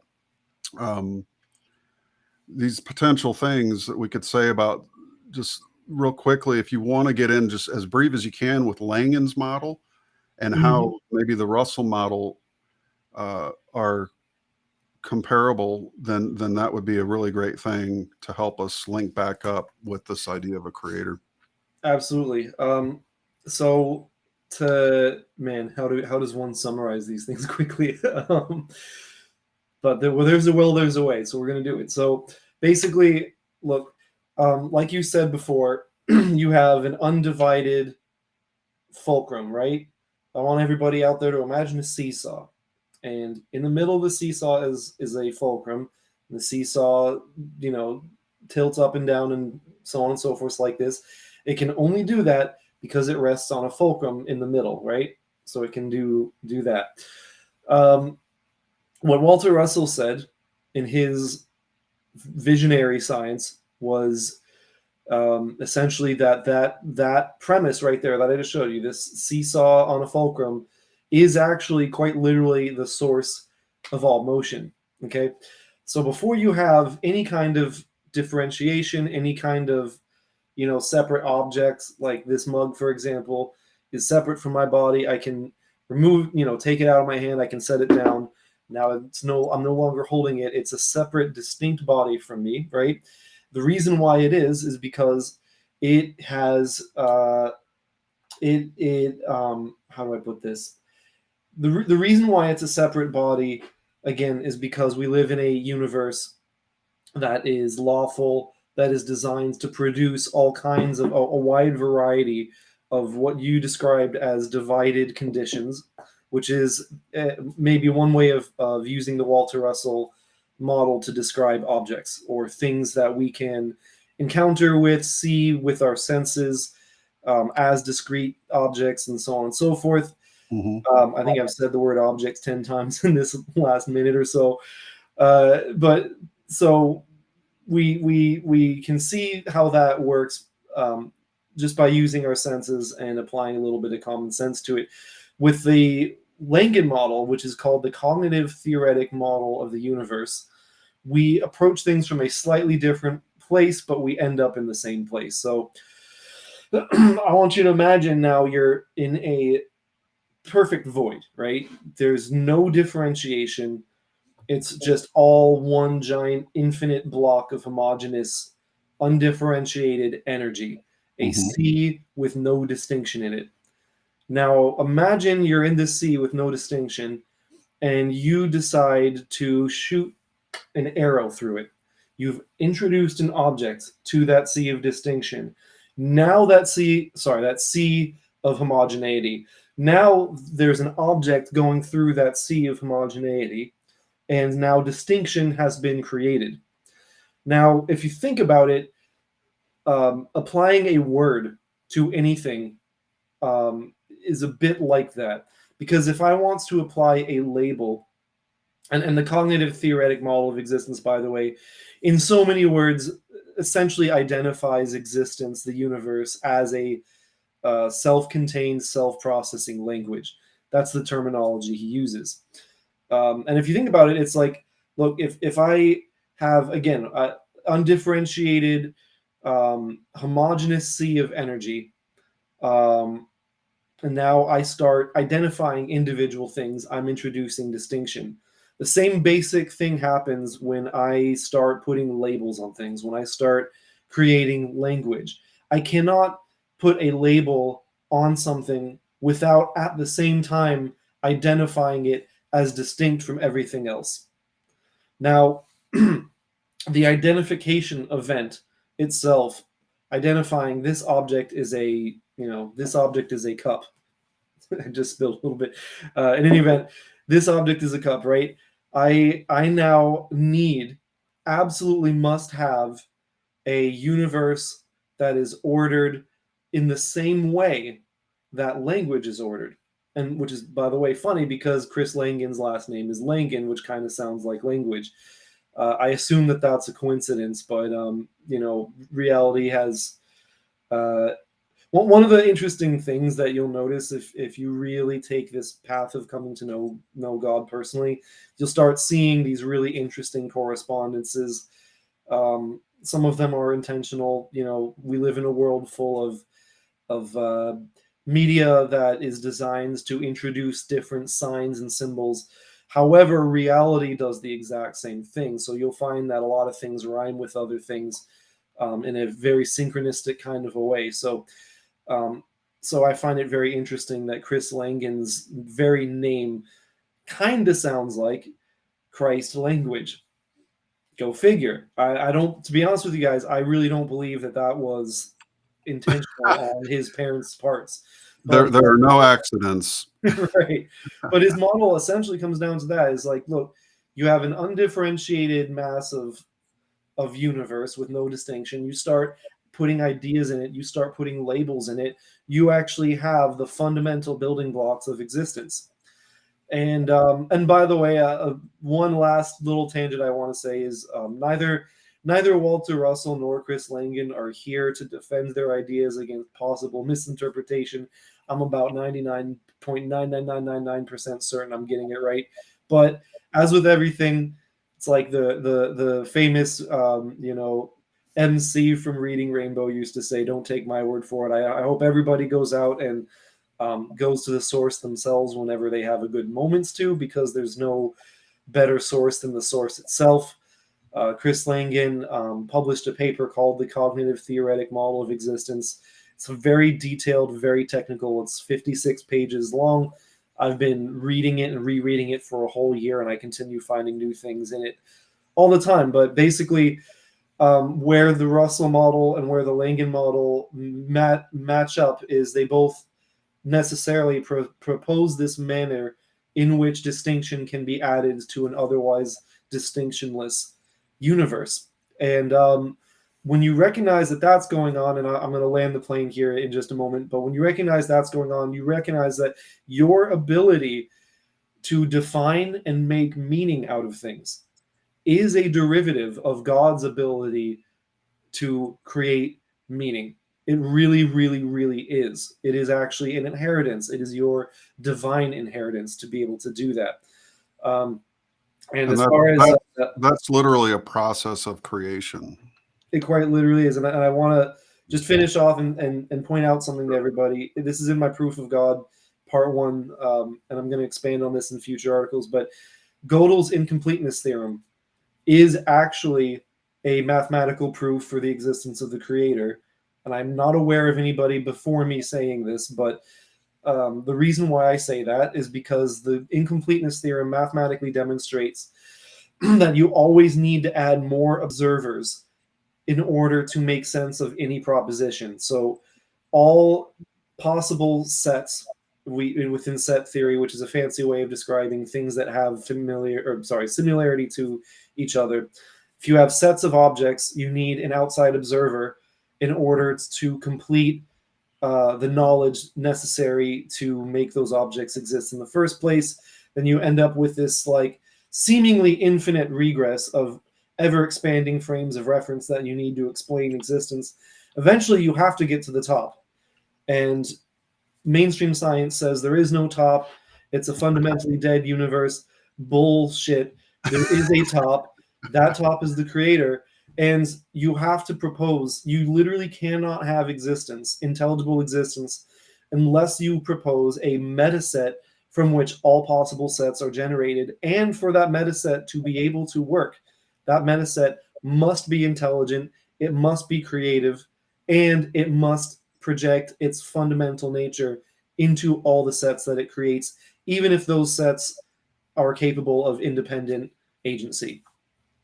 Fantastic. Yeah, that's a great summary. And I think we can take so many points home from this, but I know Langan's model is based on teleology.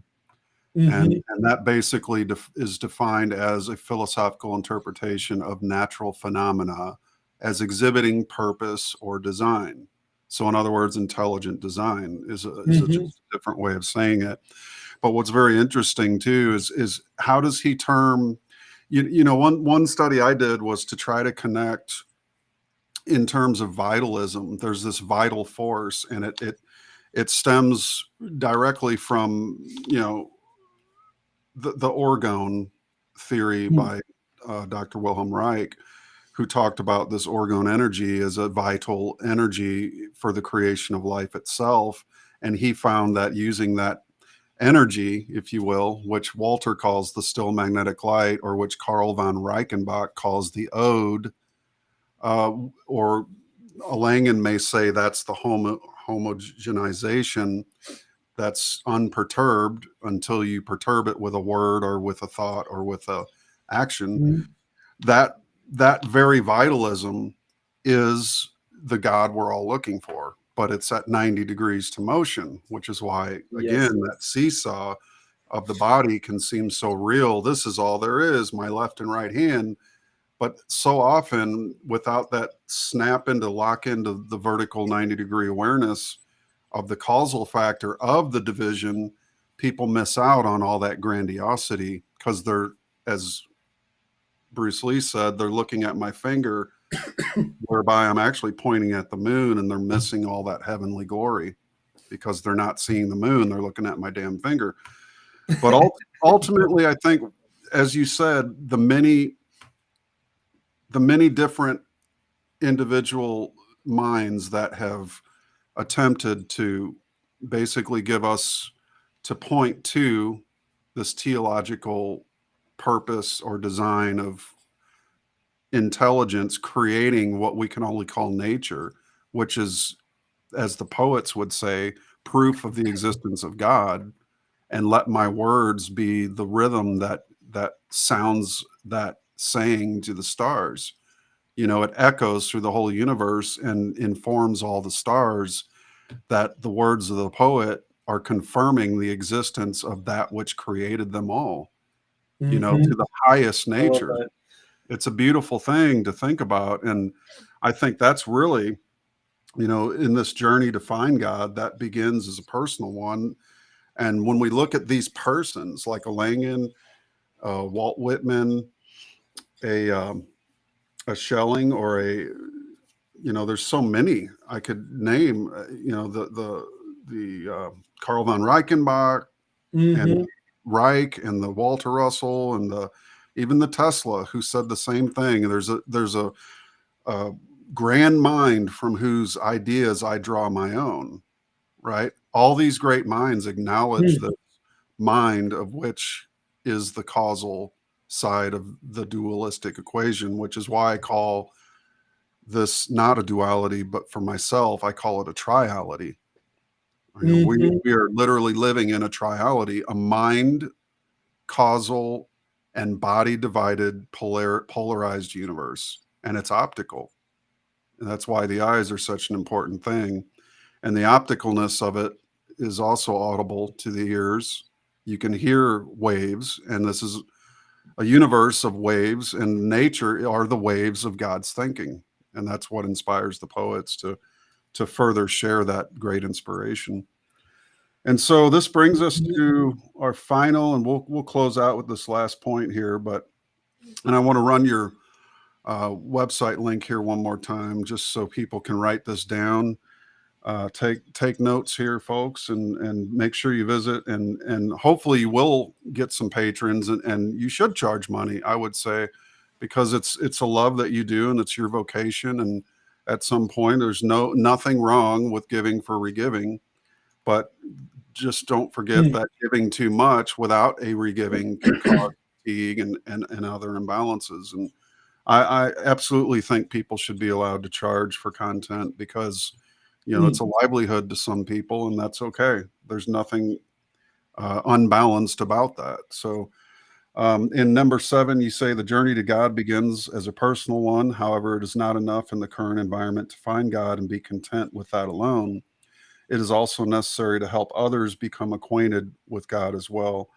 And that's what I've done. As God is mine to me, I've tried to share that and inspire people to also find that within themselves, and to know that we're all on this journey of unfolding the genius within each and every one of us. Some are farther along, that's okay.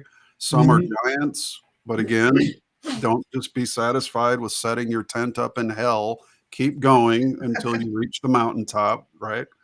Yeah. And Yeah. you have every right to give the world the best version of yourself that you can. And so why don't you go ahead and close out on this point 7 here, and we'll start to wrap things up. Totally. So well, thanks for all that. And yeah, we will be charging more for various things. The way I like to think of it is like I'll give you the design schematic for a bicycle, but if you want me to sit with you and build it with you, I'm happy to do so. But now we're getting into billable hours, But you know what you just said a moment ago about the poets speaking the rhythms of God, giving odes to what created them. I think this is a pretty universal experience that a lot of people who are achieving genius get to experience, and a lot of people who haven't had what I'm about to describe as an experience will at some point. I am certain of it. It's just a question of when. But when I am in a peak creative state, it quite literally feels like the universe, like God, is doing things through me, right? A little bit like that famous quote from the Bible. It's not I, but Christ in me, right? I end up feeling that way when I've hit peak creativity, peak performance, and a lot of the things that I create are created in that state. I don't really worry about making that state happen, because I've learned that if you sit down, and again, it's like building a muscle, it takes time. But these days for me, if I sit down and I don't have, like anybody else, I got survival, interpersonal things that I got to deal with, and so if we presuppose a sufficiently tranquil and still enough environment, I'll just sit there. I'll start thinking about things to write about, thinking about things to. I do some music as well on my spare time, which there isn't a whole lot of that these days. But I've had moments where I've written music and it's like I don't even feel like I wrote it. I feel like the universe wrote it using me as the point of contact to get that message through. A lot of people, will share that. I think Michael Jordan actually said this once. He's talking about when he was, on the basketball court. It was like he was like suspended animation, like somewhere else, watching him do it. And I think that's an experience that everybody can look forward to having in some way, shape, or form. And I think that is very much indicative of being legitimately plugged in, right? So if you're plugged into existence, you're going to start producing things that are of that divine inspiration. Let's just call it for what it is, right? You will start producing things that reflect that level of inspiration, and it will start to communicate at a both conscious and subconscious level to other people.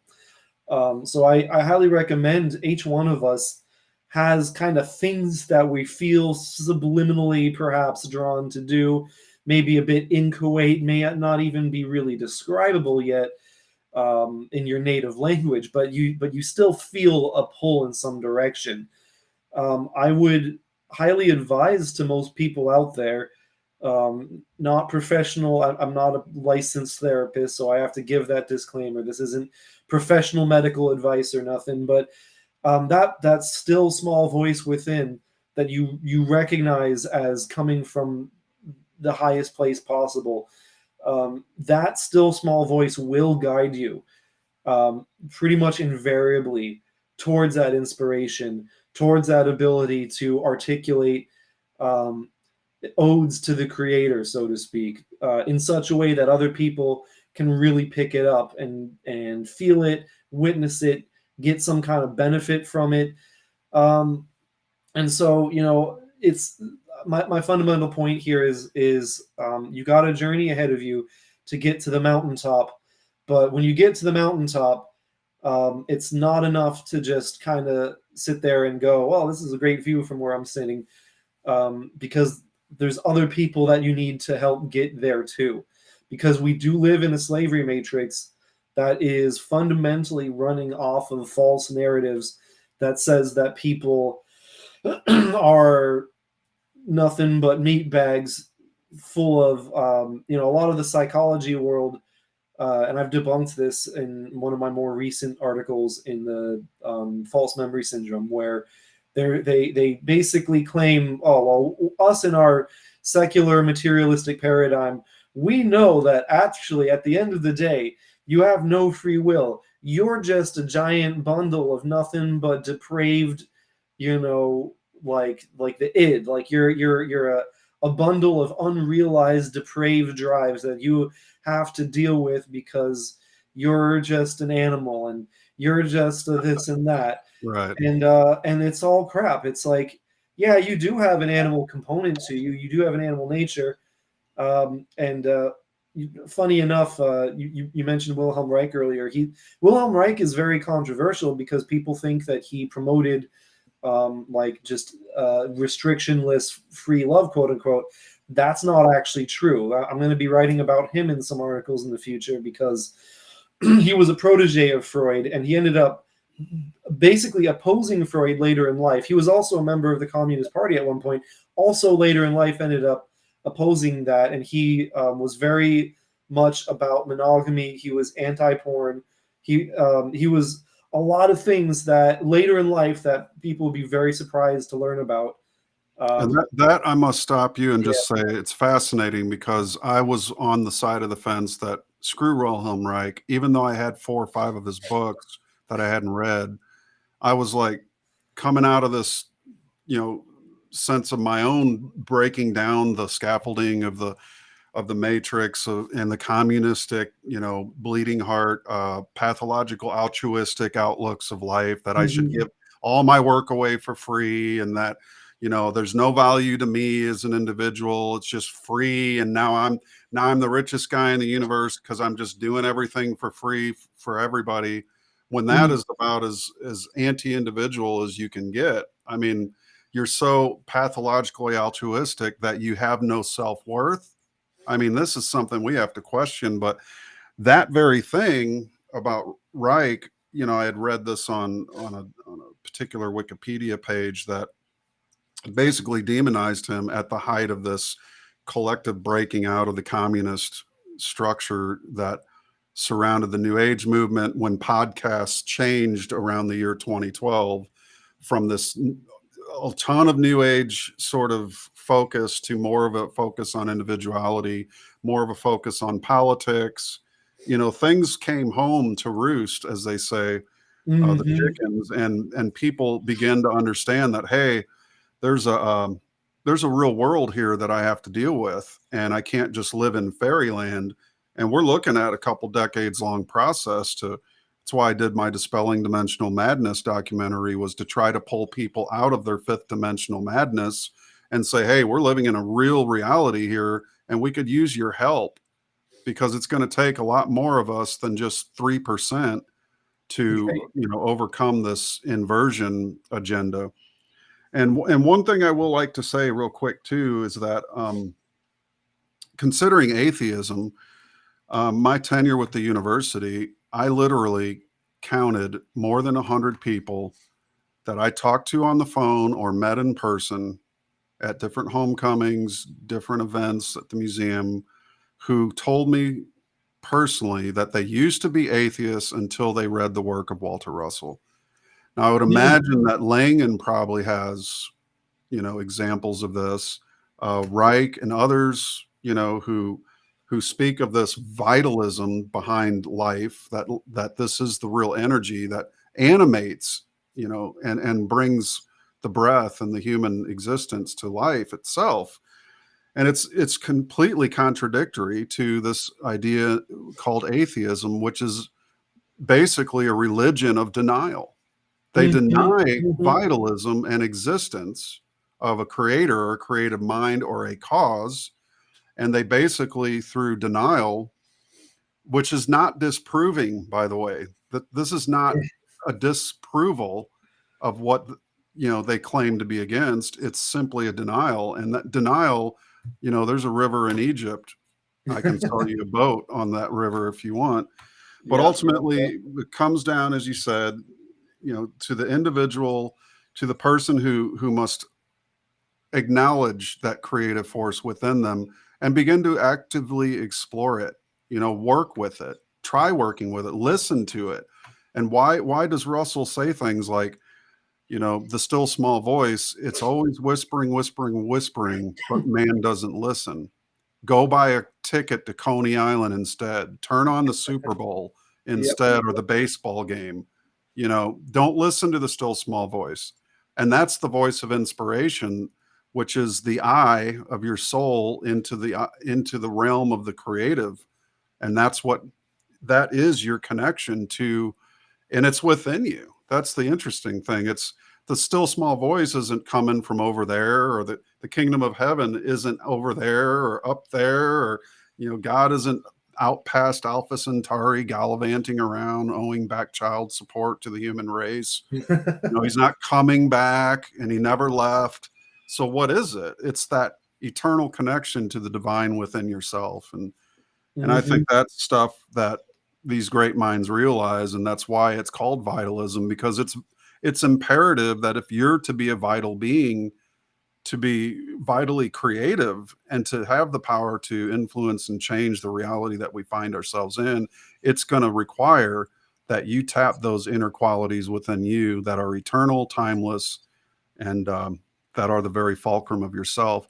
And I have a graphic I showed at the Cause Fest. It was, the self is the fulcrum, and the seesaw is the master and the slave.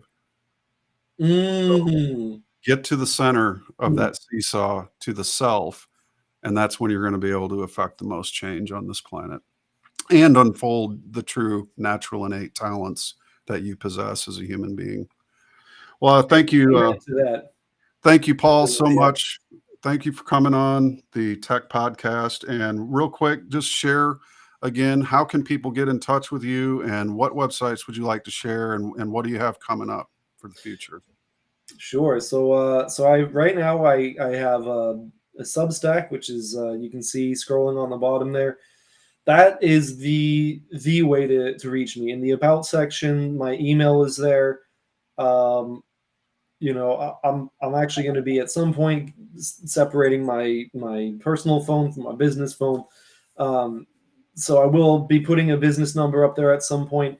But if you want to speak to me, if you want to talk to me about anything, I'm happy to give you that information. Whoever's out there, just reach me by email, and we can link up in multiple different ways. So that's really it as far as websites right now. That is, like I said, I put out about 1% of what I intend to. There will be a store at some point at hypnotistpaulwilliam.com. And don't worry about taking that down, because there will be a link to that at some point here on the website.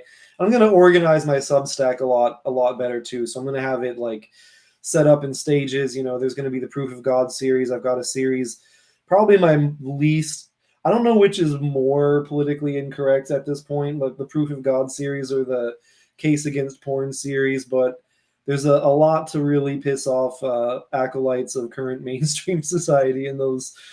And like I said before, it's like a little bit of friction between truth and lies is necessary for us to grow. So that's a good thing as far as I'm concerned. But yeah, in the future, I will continue to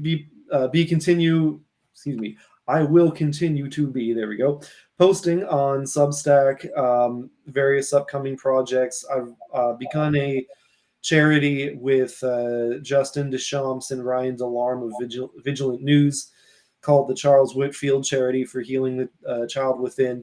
Very brief on that. Charles Whitfield was the author of a book called Healing the Child Within, and we got to know him personally in the last year before he passed away, which was an immense honor. And his widow has asked us to carry on the legacy of his work, and we agreed. We are going to do the best we can for that, to get the most. I am learning. And again, I'm kind of bad at landing the plane quickly. My apologies for that. But well, you could be landing a glider too. So yeah. But yeah, I do want to share with you guys. I just discovered something called MACE energy work, and when I say just discovered, I mean within the last couple weeks. As far as I can tell, it's one of the most promising forms of therapy I've ever seen. Wow. It's been used with the worst of the worst cases of schizophrenia with a lot of success. And so with this charity, can you spell that out, that word? MACE energy, MACE. Okay. MACE energy method is what it's called. Well, we'll have to have you back on, because there's again, we could do a 12-15 hour podcast on some of these topics alone. But yeah, that's great, man. Excellent. Yep, exactly. It's mind-blowing stuff, and it's non-pharmaceutical. You're not doing any drugs. You're not getting any surgery. You're playing, essentially, you're playing with words and imagination. And I assure you guys, your subconscious mind speaks in unconscious symbolism and emotions and things like that. You change the subconscious symbolic landscape of your inner mind, your outward behavior will change. There is no doubt about it. It will happen. Well, there's two examples, living proof, sitting right here, right now. Exactly. And that's just out of tens of thousands, if not millions, that have gone before us and done the same self-work. Mm-hmm. Exactly. And so that's what MACE deals with. It deals with the energy and the symbols that are attendants to whatever trauma, whatever's going on. And I've heard of stories of people. I have not personally seen this, but I have no doubt that these stories are true, where you've got people that they are led to basically close their eyes and go on an inner symbolic journey, and they're like convulsing on the floor because their body is physically getting rid of something. And then bam, they stand up, they're glowing, they physiologically will actually look a little bit different, and they will, you can take a person who is like full-blown hearing voices all the time and it's gone now. And they, again, no medical claims, by the way. Legally, I got to be careful. One of the reasons why I didn't start my Substack earlier is just because I had crazy situation with the being accused of domestic terrorism and stuff like that. That's a whole story in and of itself. Wear that as a badge of honor, brother. But yeah. Oh, I take it as a compliment. But I do recognize that it's like, I've had a YouTube channel taken down with no content on it. I've been I'm banned. offended by nothing. Yeah, I've been banned from everything. So, so it's like, I try to be a Well, little then cautious. you're So- over the target, as they say. Exactly. So no medical claim, but all I'm saying is I've heard through the grapevine that you close your eyes and you visualize in a certain way, and addictions, voices, you name it. It's gone. You get up. Now you're able to regulate your life. You can go get gainful employment. You can plan Right. things. You can, set things up. You're not being constantly derailed by PTSD triggers or Right. all that kind of stuff. It's So we're going to be interesting. talking about that in the future. So look For forward to sure. that. For sure. Yep. Again, thanks so much. And it reminds me of something Andrew Tate said, love him or hate him, but he said depression is a choice. Mm. And it's interesting because if you look at trauma, you don't need to be possessed by demons, because demon, the word itself, is synonymous with the word trauma if you break it down into a psychological self-similar term. It's synonymous. Demonic, traumatic, it's the same thing. So dealing with your demons is dealing with your trauma from a Jungian perspective, and even Freud to some degree.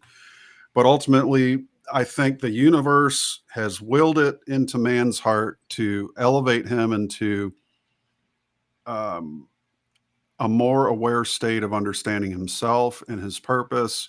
And so things like psychology, which are relatively new fields of study, have come into existence to replace these old archaic point the finger out at the universe somewhere when there's three pointing back at you.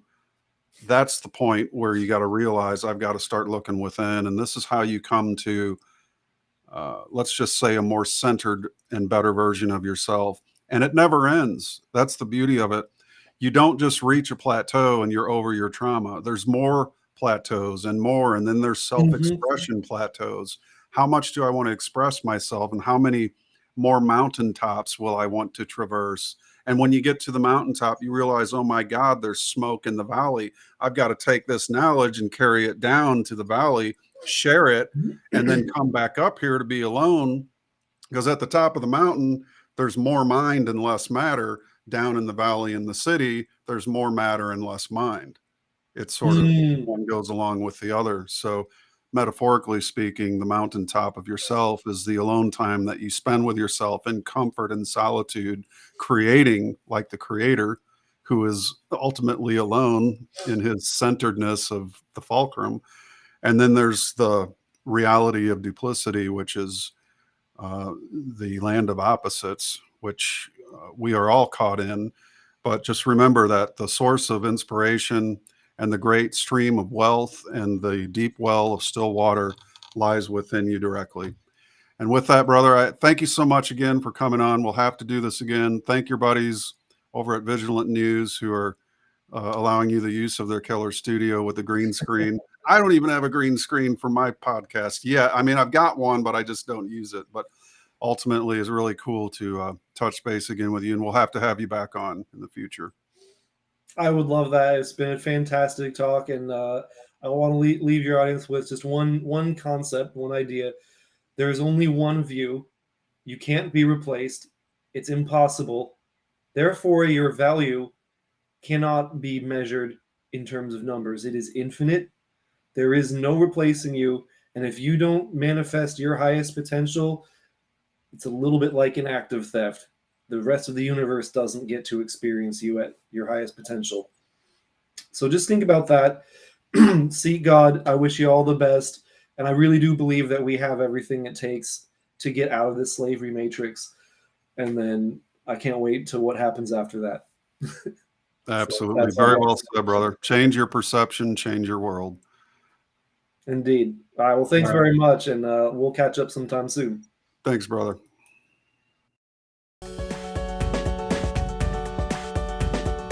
Ladies and gentlemen, thank you very much for viewing and for sharing the link to this tech podcast. To find out more about the work that I do, you can visit mattpresti.com. Scroll down to the bottom to view all of my social media links and channels. If you feel so inclined, you may leave a donation through the Cash App by scanning the QR code or using the hashtag $MPRESTI. To contact me, simply reach out through the contact form at mattpresti.com. Thank you so much.